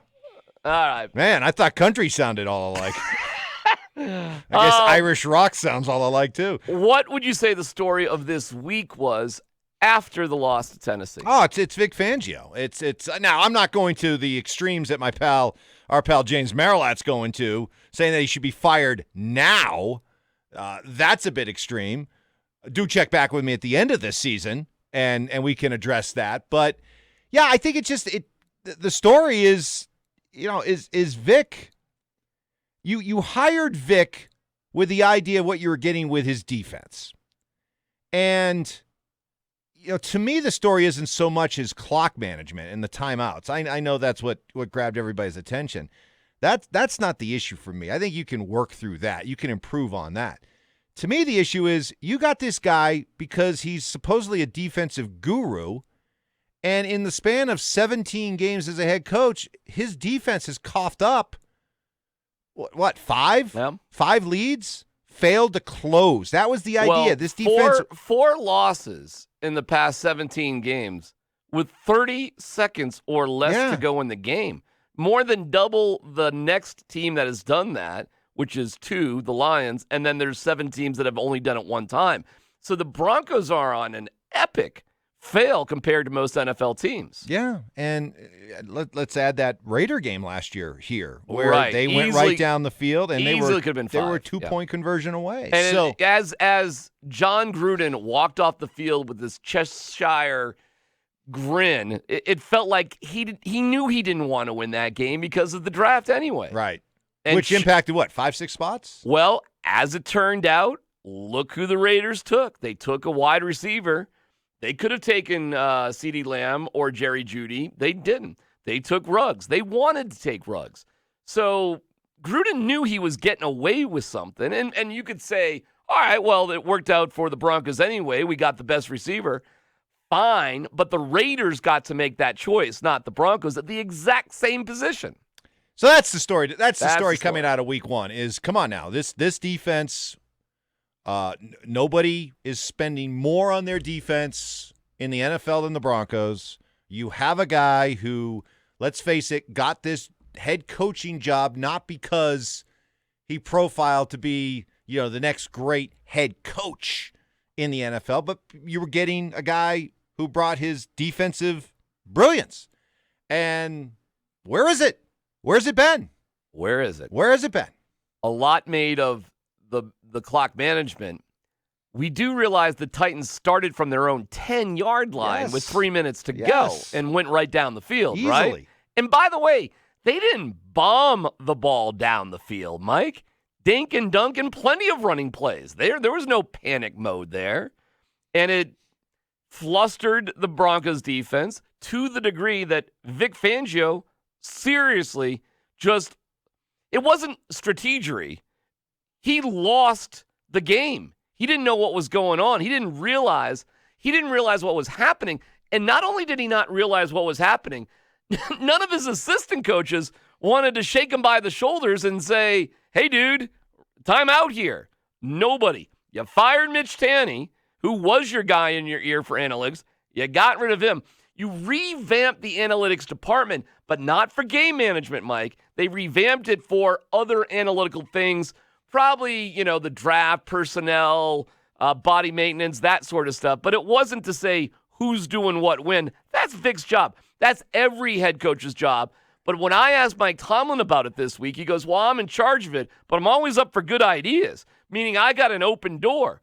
Where's the open door with the Broncos? It seems like nobody wanted to bother Coach Fangio. Well, and this is the drawback, and I'm not going to pin this all on Fangio, because even somebody as respected as Andy Reid has had his fair share of clock management snafus. And I think it comes down to, is it too much to be trying to call an offense or call a defense and then still be able to take in the big picture of the game? I don't think it is if you've got the instincts for it, but you only develop the instincts for it through experience, and Vic Fangio doesn't have it. So what you need to have is, to me, the perfect scenario is what you had, let's say, with a Mike Shanahan and a Gary Kubiak, where Mike believed in and trusted Gary so much that Gary could say whatever to him. He could say, this is just a stupid idea, and Mike would listen to him. Or there were instances where Mike just didn't have a feel. He just, whatever he was calling wasn't working. He didn't have a feel for calling plays in a particular game, and he just stopped and said, Gary, you take over. Right. You start calling plays. So they had that kind of relationship where Gary was the ultimate sounding board, was the ultimate over Mike's shoulder whispering in his ear. Does Vic have that kind of guy? You would think it's Donatel, but Donatel may not want to bother him. You would think perhaps it's Munchak, but I don't think Munchak wants to offend him, and I don't think Shermer's offense, and he's doing something else. Well, then if you have assistant coaches, and by the way, veteran assistant coaches, Munchak, Donatel, and they are afraid to tell Vic that he's making a bad move, a blunder, well, then that's got to change, because Vic Fangio hasn't done nearly enough as a head coach to be, above questioning. Well, Vic Fangio called it an anomaly, and it won't happen again. Let's hope not. When we think of the defensive side of things, we think of our guy, Nick Ferguson. Here is Nick's Safety Blitz.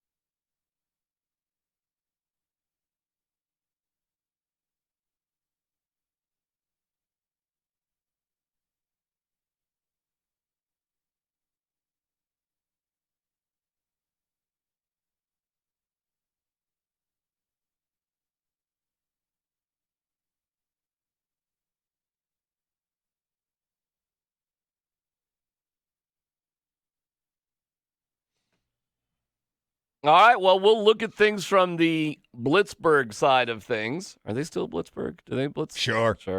Ray Fittipaldo from the Pittsburgh Post-Gazette goes behind enemy lines with us next.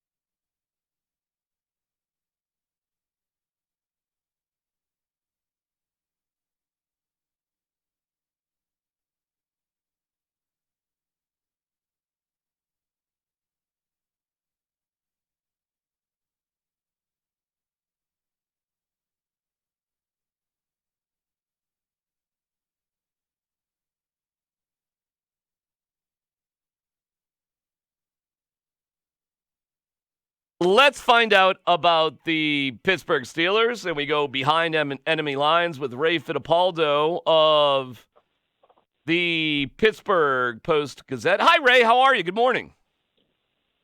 I'm good, guys. How are you today? We are trying to keep hope alive here in Denver, and we're looking at the right side of your offensive line as perhaps a problem. Are we right? Is it a problem?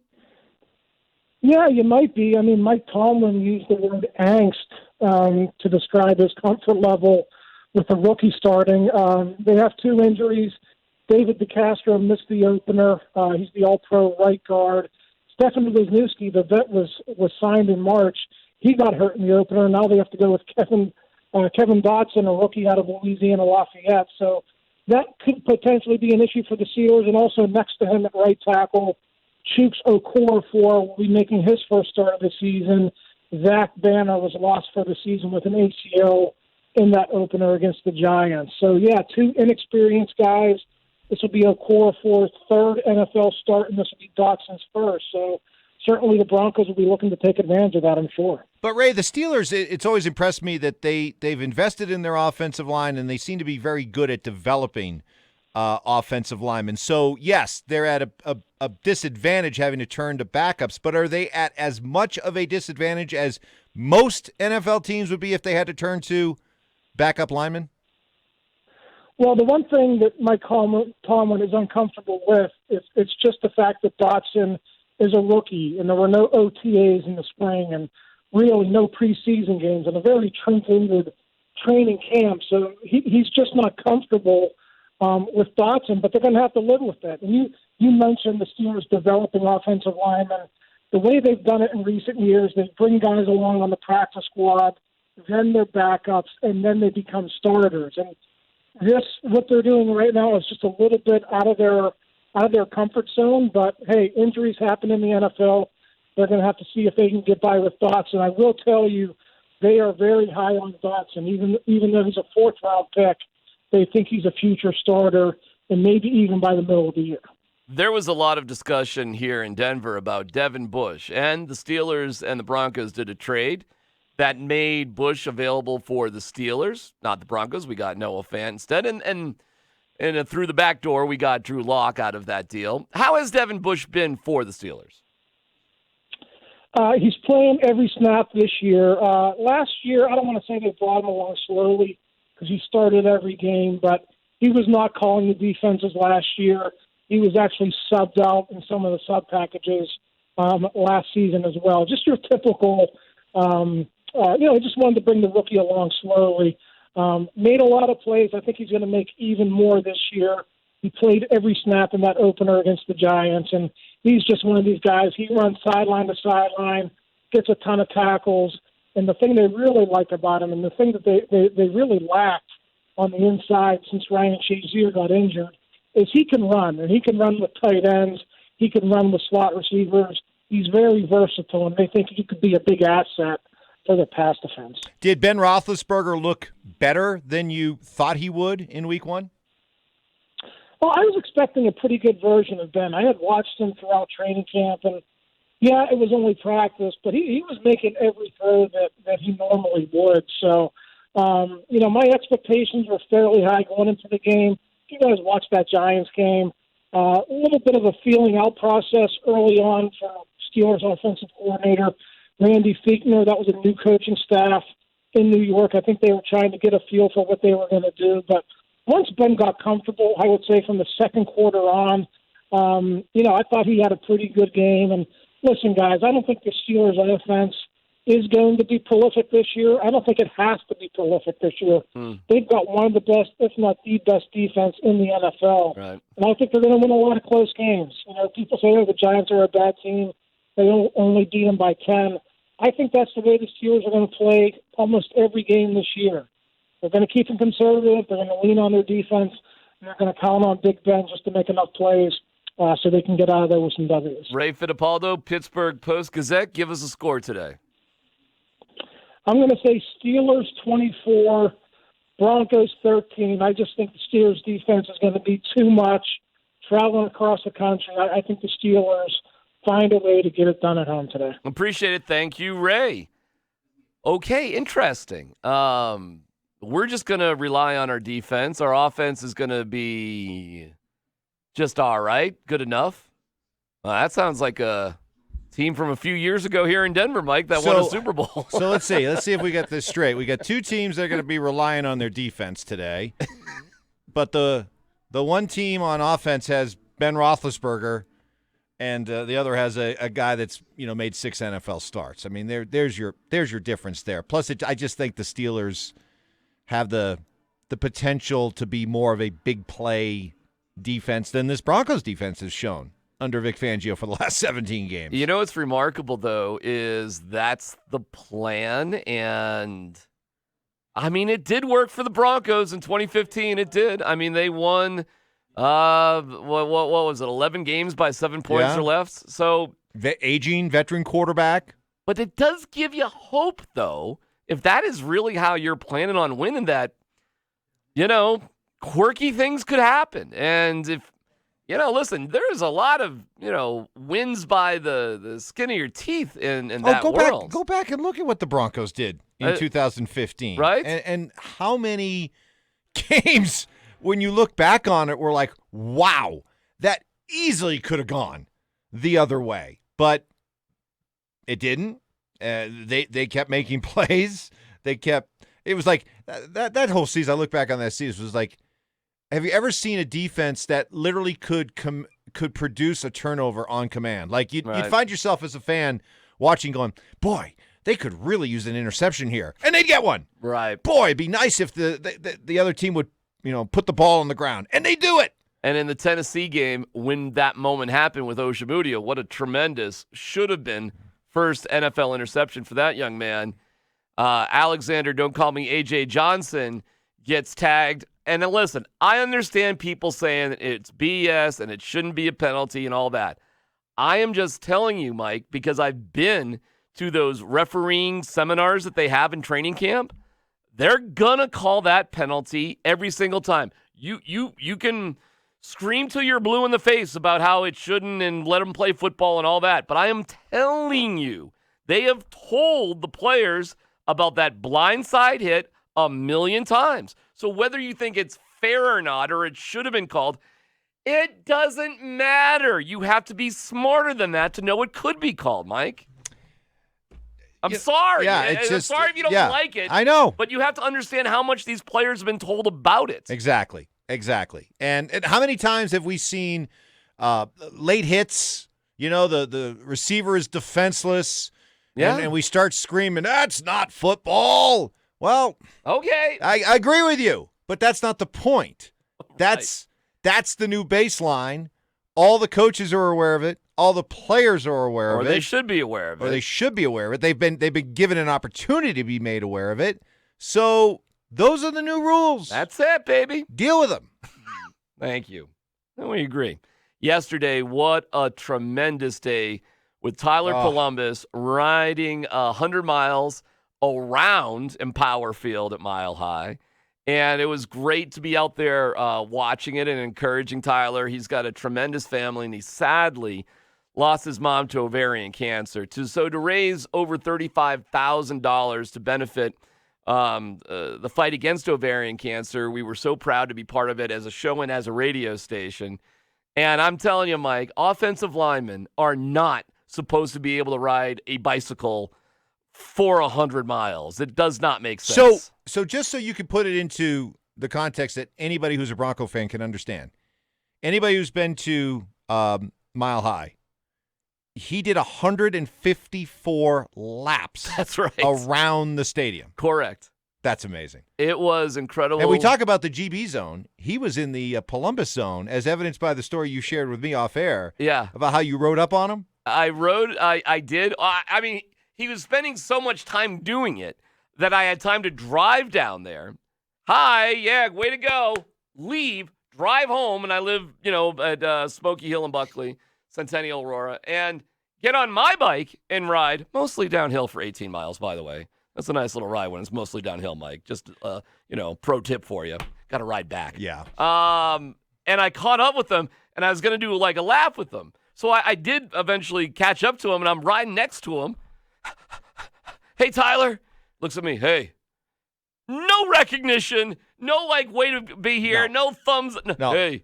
And then kind of, he's a stronger guy than me. Shocker. And he was able just to blow past me on the downhill. He was in the zone. And he was in the zone. The TP zone? He was in the TP zone. That's right. And later I was like, dude, did you know? He had no idea, no clue whatsoever that it was actually me right next to him. But there was a certain focus. He said it's the hardest thing that he's ever done since football, and maybe even mentally more challenging than anything he's ever done, including playing in the NFL. I can imagine it. Yeah. So kudos to our How guy. long was he out there, by the way? How long did it take him to do it? 7 o'clock. I mean, he did take a few breaks during – it wasn't a race. So, there was some breaks. I want to say 1:30, 7 a.m. to 1:30 in the afternoon. He was on the bike that long? Yeah, with maybe a few breaks here, but still. Few breaks. 6.5 hours? I'd say he was on the bike for 6 solid hours. Wow. And the breaks may have added up to a half hour. Wow. Maybe. That's impressive. Oh, it was awesome. That's awesome. And he also knows something about football, as he'll prove right now.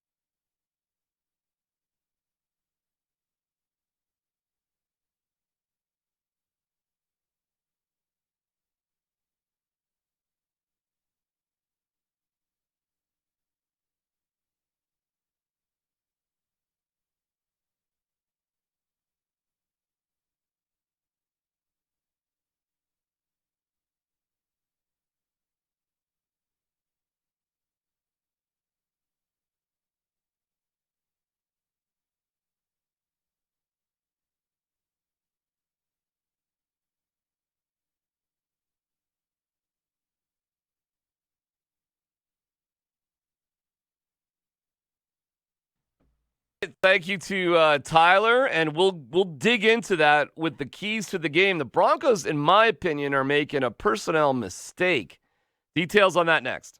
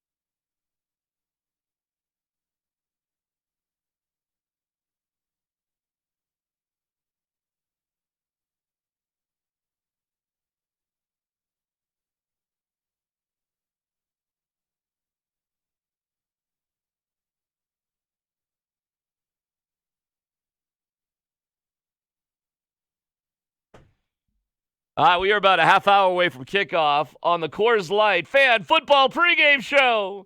Brought to you by Bet Rivers Sportsbook at McGill's Hotel and Casino and Old Chicago Pizza and Tap Room. These are the Dropkick Murphys. No. No. I'm kidding. I don't know who this is. I'm kidding. Keys to the game brought to you by Geeman. Is it Geeman or Geeman? Geeman. Geeman. Sorry. Geeman Criminal Defense online at goawaydui.com. Remember, the key to your best defense is choosing the right lawyer. Mike, what do you got for your keys to the game? Well, I think the defense is going to have to be exceptional today. I just think it's going to be tough sledding for the offense. Not only just because of everything that we talked about, that it's a work in progress, the offseason, not having those reps, preseason games, all that. So it's a work in progress any week for this offense, but even more so against a Pittsburgh defense that does look to be legit. So this defense is going to have to be exceptional. And the thing about it is that they have to find a way to start creating turnovers. Last year, this defense was among the worst in the NFL when it came to interceptions and forced fumbles. There were only a handful of teams that were worse than them in both categories, which is in stark contrast to Vic's last year in Chicago, where they were just a turnover-forcing machine. So why hasn't that happened in the 17 games that he's coached here? Hasn't happened yet. At some point, it has to happen. This just can't be a solid defense that makes you go up and down the field and challenges you to not give up a sack or give up a holding call. This has to be a defense that goes out and makes impact plays. And I think it's a great stat. It's the stat of Vic Fangio's defense thus far. 17 games, they're averaging 1 turnover per game. Mm-hmm. I mean, in order for this defense to do the job and make the impact that it has to do in order to continue to win football games while this offense is finding its way, this has got to be a 2 to 3 turnover per game defense.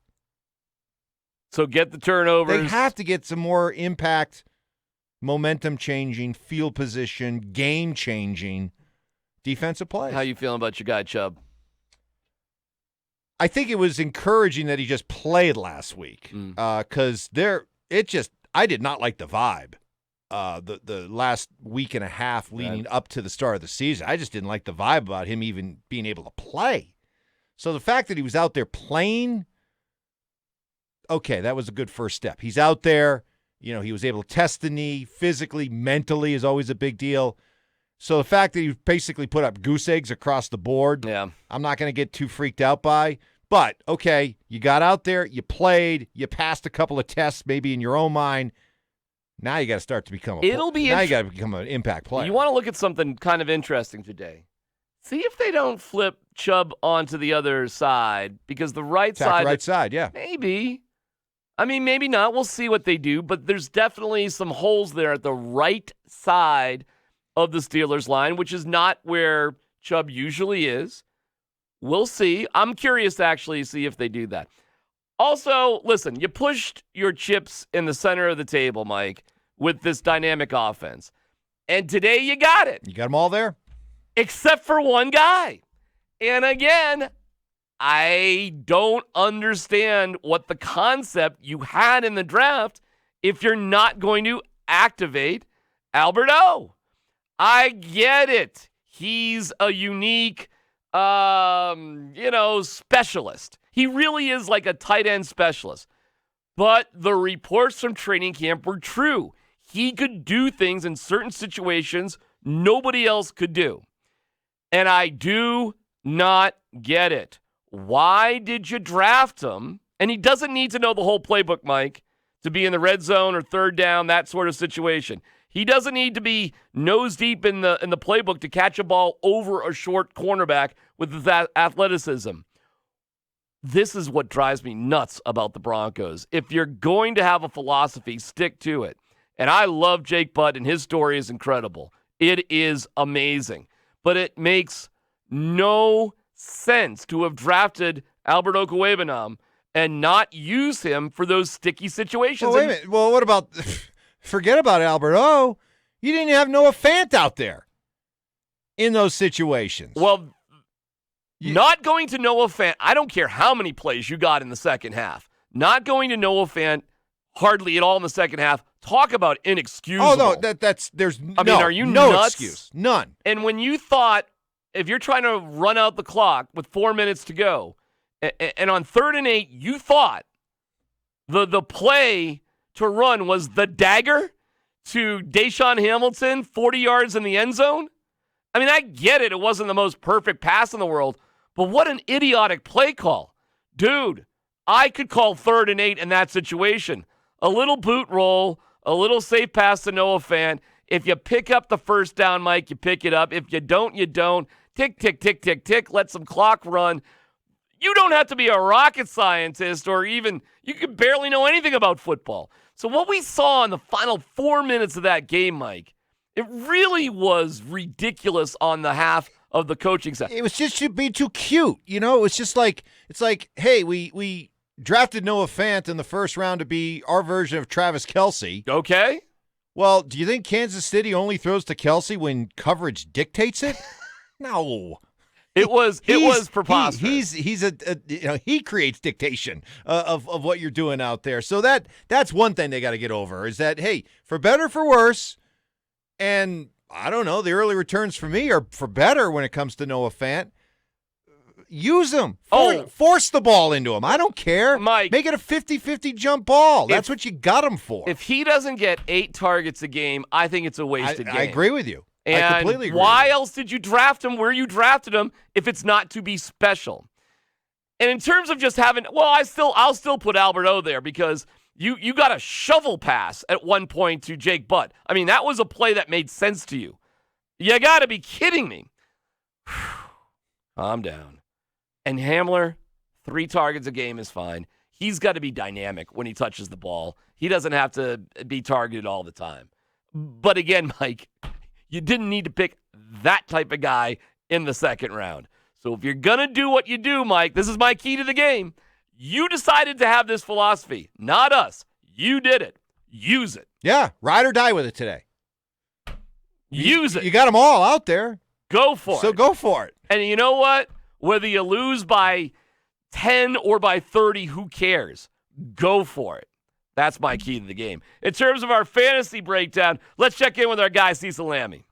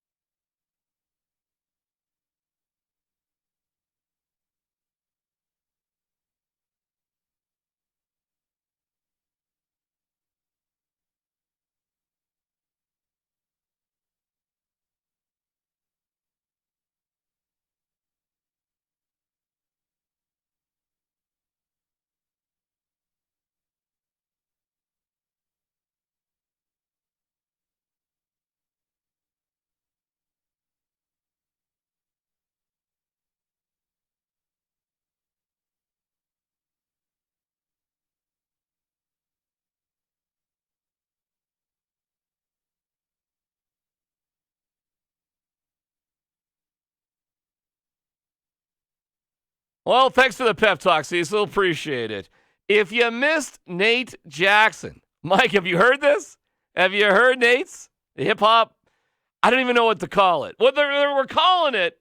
Gosh, are we really calling it this, Kyle? Is this the official name? Yeah, Parker has it titled. All right, because there was some debate if we were going to call. I'll call it exactly what's written. I think we should. Mike Evans coming up next.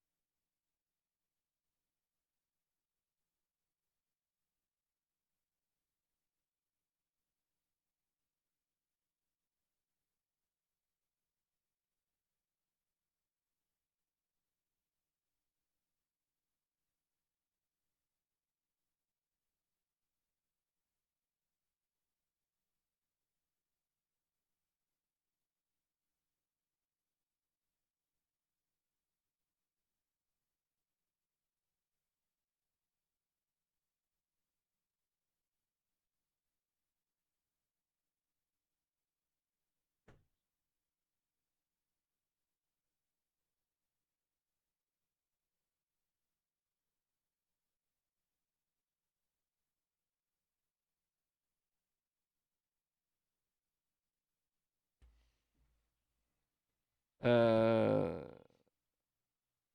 right, so hold on. I'm trying to digest what we should be called this a second. However he wants to say. However I want to say it. So it's up to me? Yeah, you say it. You're the music guy.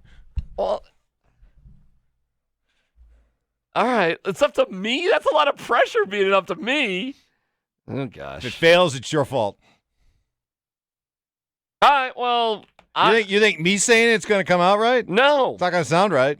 Listen, we are so thrilled to have Nate Jackson back here in the fold in Colorado. Nate is a brilliant dude. I heard him on with you because Mark had to, catch a plane or something, right? No, he had to go. There was a car waiting for him down the lobby. Oh, right. He was already on the road. To go out to meet Brady. with Tom. Oh. Listen, who doesn't love Nate Jackson? We love Nate as a player. We love him as part of the fan staff. And I think you'll love him as a musician. We present Notorious Nate Jackson. I don't know. It's my call. And he's dropping. Oh, you're calling an audible here. He's dropping these dope rhymes. It sounds like this.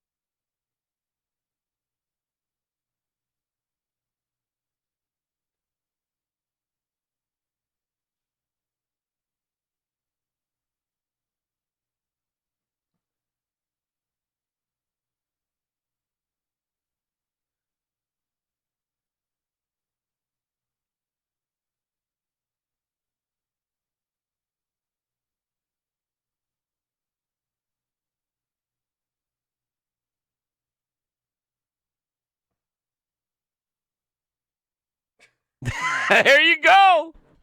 My man, Nate Jackson. And you can see it online at 1043thefan.com. I think he's going to do this every week for us. That's what he says. So good for him. I'll look forward to it. I thought he it was says he great. went and banged us out in like 30 minutes or something. Well, I give him, you got a MacBook Pro and you got GarageBand. Who knows what you can do? I mean, it's amazing. Way to go, Nate Jackson. I'm sure it's much more complicated than that. But we look forward to hearing it every week. Let's talk about Drew Lock then. And I do like, Mike, how you guys were talking about it this week in the morning. Like, if you want some boxes to check about what you want to get out of this season, one of them has to be the full evaluation of Drew Lock. Now, I have said you need to treat Drew Lock as if you drafted him in the first round. And we see what happens with these first-round quarterbacks, Mike, as we're seeing with Baker Mayfield. I think you get 2.5 years. I mean, a full 2.5 years. That's why I set up the 37-game dictum, the 5 games last year. And I think you got to get 2 full seasons to really see what. Yeah, I know people shake their heads about that, but I think you've got to treat him and let him develop the same manner you would if you had taken him in the first. Okay, round. and I agree with that, but is there a certain benchmark, a certain level that he has to get to sort of trigger that second year? I think you would know it. You would know if it was terrible. Like, you would know it if it's like Paxton Lynch. And we all kind of just could see it. It's kind of like pornography. Are you trying to extend the smear campaign? I guess I did, very unintentionally, by the way. I think we'll add that. By the way, I did find out. I sent you. Should I mention that or not? Should I leave that alone? Yeah, maybe not okay. for now.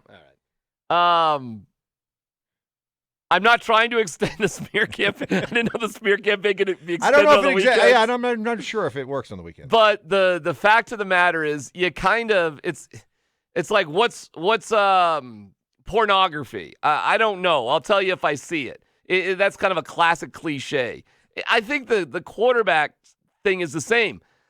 I don't think it takes a brain in anybody's head to see that Joe Burrow's got it and just give him some time and wait to see what happens.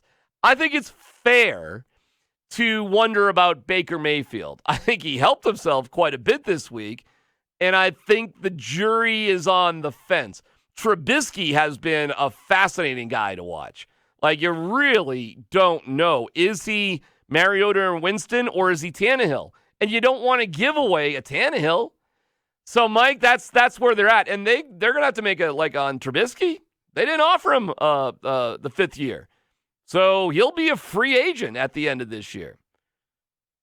I think when it comes to Locke, you're not convinced yet that he can be the guy that can go toe-to-toe most years with Patrick Mahomes for the next 15 years? You don't know that yet, No. Huh? You do? I am like 90%.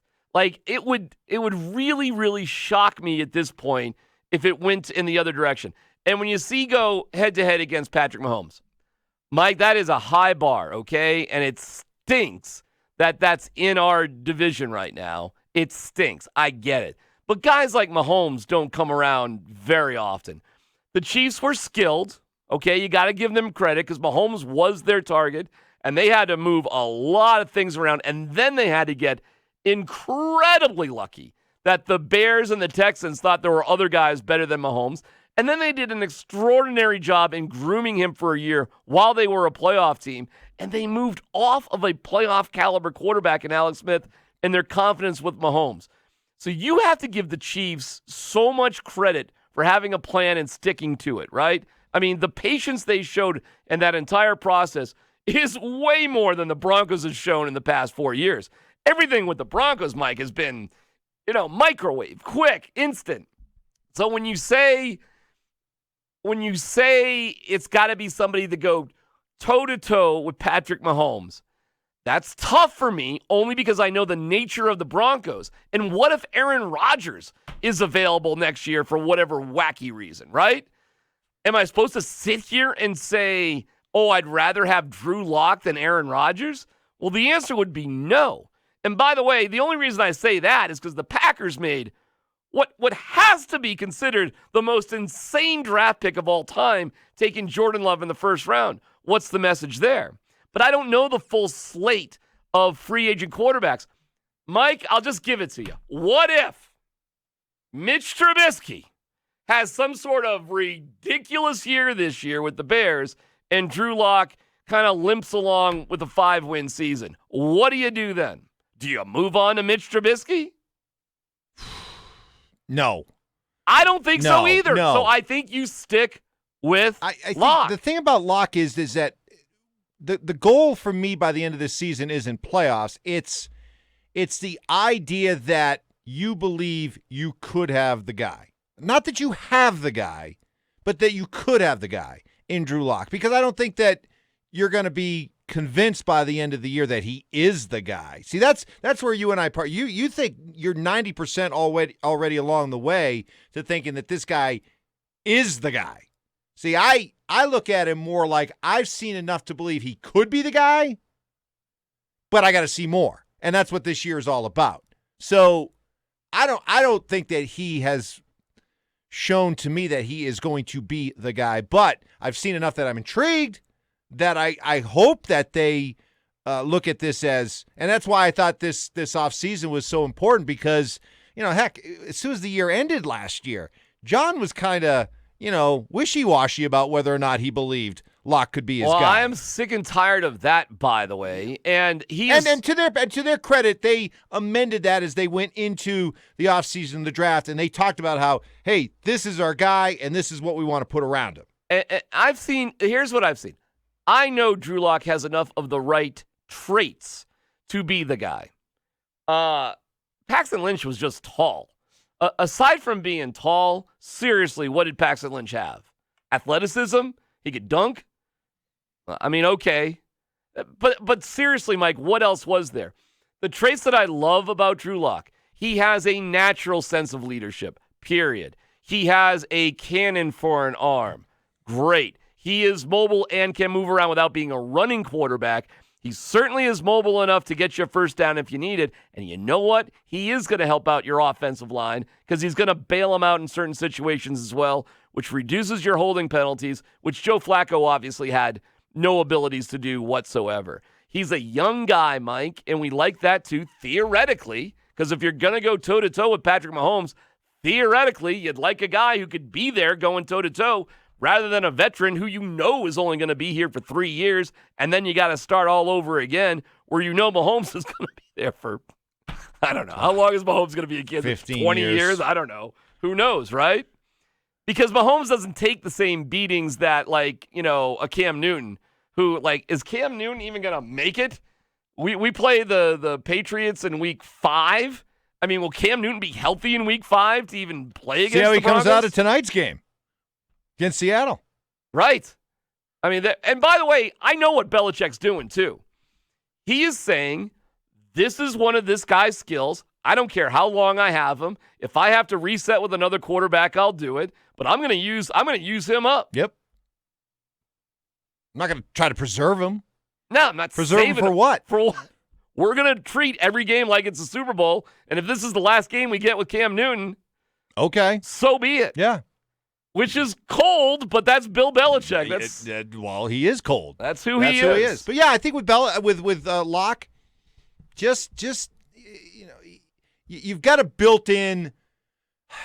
I don't want to say excuse. God, I hate making excuses, but you got a built-in understanding that this 2020 year is so unique, and they were set back by not having a full off season. So you got to give them a bit of the benefit of the doubt here through the first, you know what? I don't know. Well, you tell me. When at what point do you place expectations on this offense? Because I don't right now. Nobody should. At what point do you expect them to be like, okay, this is what we're being promised. Now you're delivering on it. What week are we talking about? Week 6, week 10, week 12? I would say against the Chargers, which is what? 1, 2, 3, 4, 5, 6, 7, 8, 9, 10. And do we have a bye in there? So maybe week 11, something like that. I'll give them till that game. The game home against the Chargers. Okay. Home against the Chargers. After a couple road games at Atlanta and the Raiders. Yeah, enough time to really, get your feet wet, communication with Pat Shurmur, all that sort of stuff. And that game right there, home against the Chargers, that should be a 30-point-plus game against a good defense. Right. And that will be the barometer of, hey, how we doing? But the Chargers are a mess, too. They're not a good team either. All right, so I think it's fair then. So you talk about what the goals are. By the time this season is over, my goal, in order to feel good about this quarterback and this offense and this direction, this has got to be an offense that's averaging 25 points per game, maybe over the last 5-6 weeks of the season. Yes. How about that? Okay, that's fair. Kyle Berry, my man, KKFN HD1 Longmont, Denver. Not as good as Stokley, but are we right at the top, or are we going to like 11:05? What are we going up to kickoff? Don't throw a pick. Don't throw a pick. All right. Mike, what do you got first? Put that. Hey, can you pass that along to Millennial Ben there, Kyle? I like that one. I like that one. Huh? You can't? Is that yours? Were you having proprietary rights? Have you called dibs? No, sorry, I think I cut off my mic. I said I can. Can. Okay. Oh, all right. I thought I heard can't. All right. Okay. What do you got? Score today. I'm going to go with the Steelers winning this one 24-16. 24. Oh, I like that 16. I see a little Brandon McManus action today. Yep. Could easily see a 3 field goal. I could too. I like one that. touchdown. Yeah. I'll stick on that 16. I'll give the Steelers 26, though. 26-16? Like okay. Yeah. But, I mean, by the Steelers' own admission, they're not a 30-point team. And, Ben, Do you hear Roethlisberger? Yeah. Are you annoyed by Roethlisberger? Well, here's why I'm worried today, because he's already hurt. I mean, this guy. Nobody. I've never seen a guy Nobody. in a sport that goes to great lengths to hide or not even acknowledge injury. Right. This guy can't wait to tell you how banged up he is already. And I'm going to be sore tomorrow. Man. And how about his post-game interview where it's like, oh, I don't need anything. This isn't about me. It's as if it's a charity case. Like these guys are just so great. There's nothing left for me to prove. I just couldn't let my guys down. Right. The public transformation of Ben Roethlisberger and how it's tried to be sold to all of us. Oh my God, it makes me has sick. been funny to watch because nobody buys it. No, he's a Hall of Famer. Oh, of course, he's a great player. It's just he makes you sick to your stomach with his fake phoniness about everything. Yeah, exactly. This guy was once a bad guy. And I don't think he's really changed. No, I don't think so either. But he's winning the press conferences. He's gone to great lengths to check all the boxes to show a new man. I'll tell you this though, giving Ben Roethlisberger credit. Oh, by the way, first look at Fangio. He looks like Batman with a utility belt. Like, the way to wear it is you wear the belt on, and you put the clothes kind of over it. Yeah. And he does not want to wear any kind of face covering whatsoever, too. That's just a suggestion for Coach Fangio. Anyways, things are about to get going. At halftime, Kendall Valenzuela, James Merrillat. Actually, I'll be their guest to analyze things at halftime. And then, of course, post-game, Sandy Clough to talk about everything. Mike, have a great weekend. Yep. My man, Kyle, thank you so much. We'll be back. We're underway. That's it. We're underway. Talk to him. Have a great day.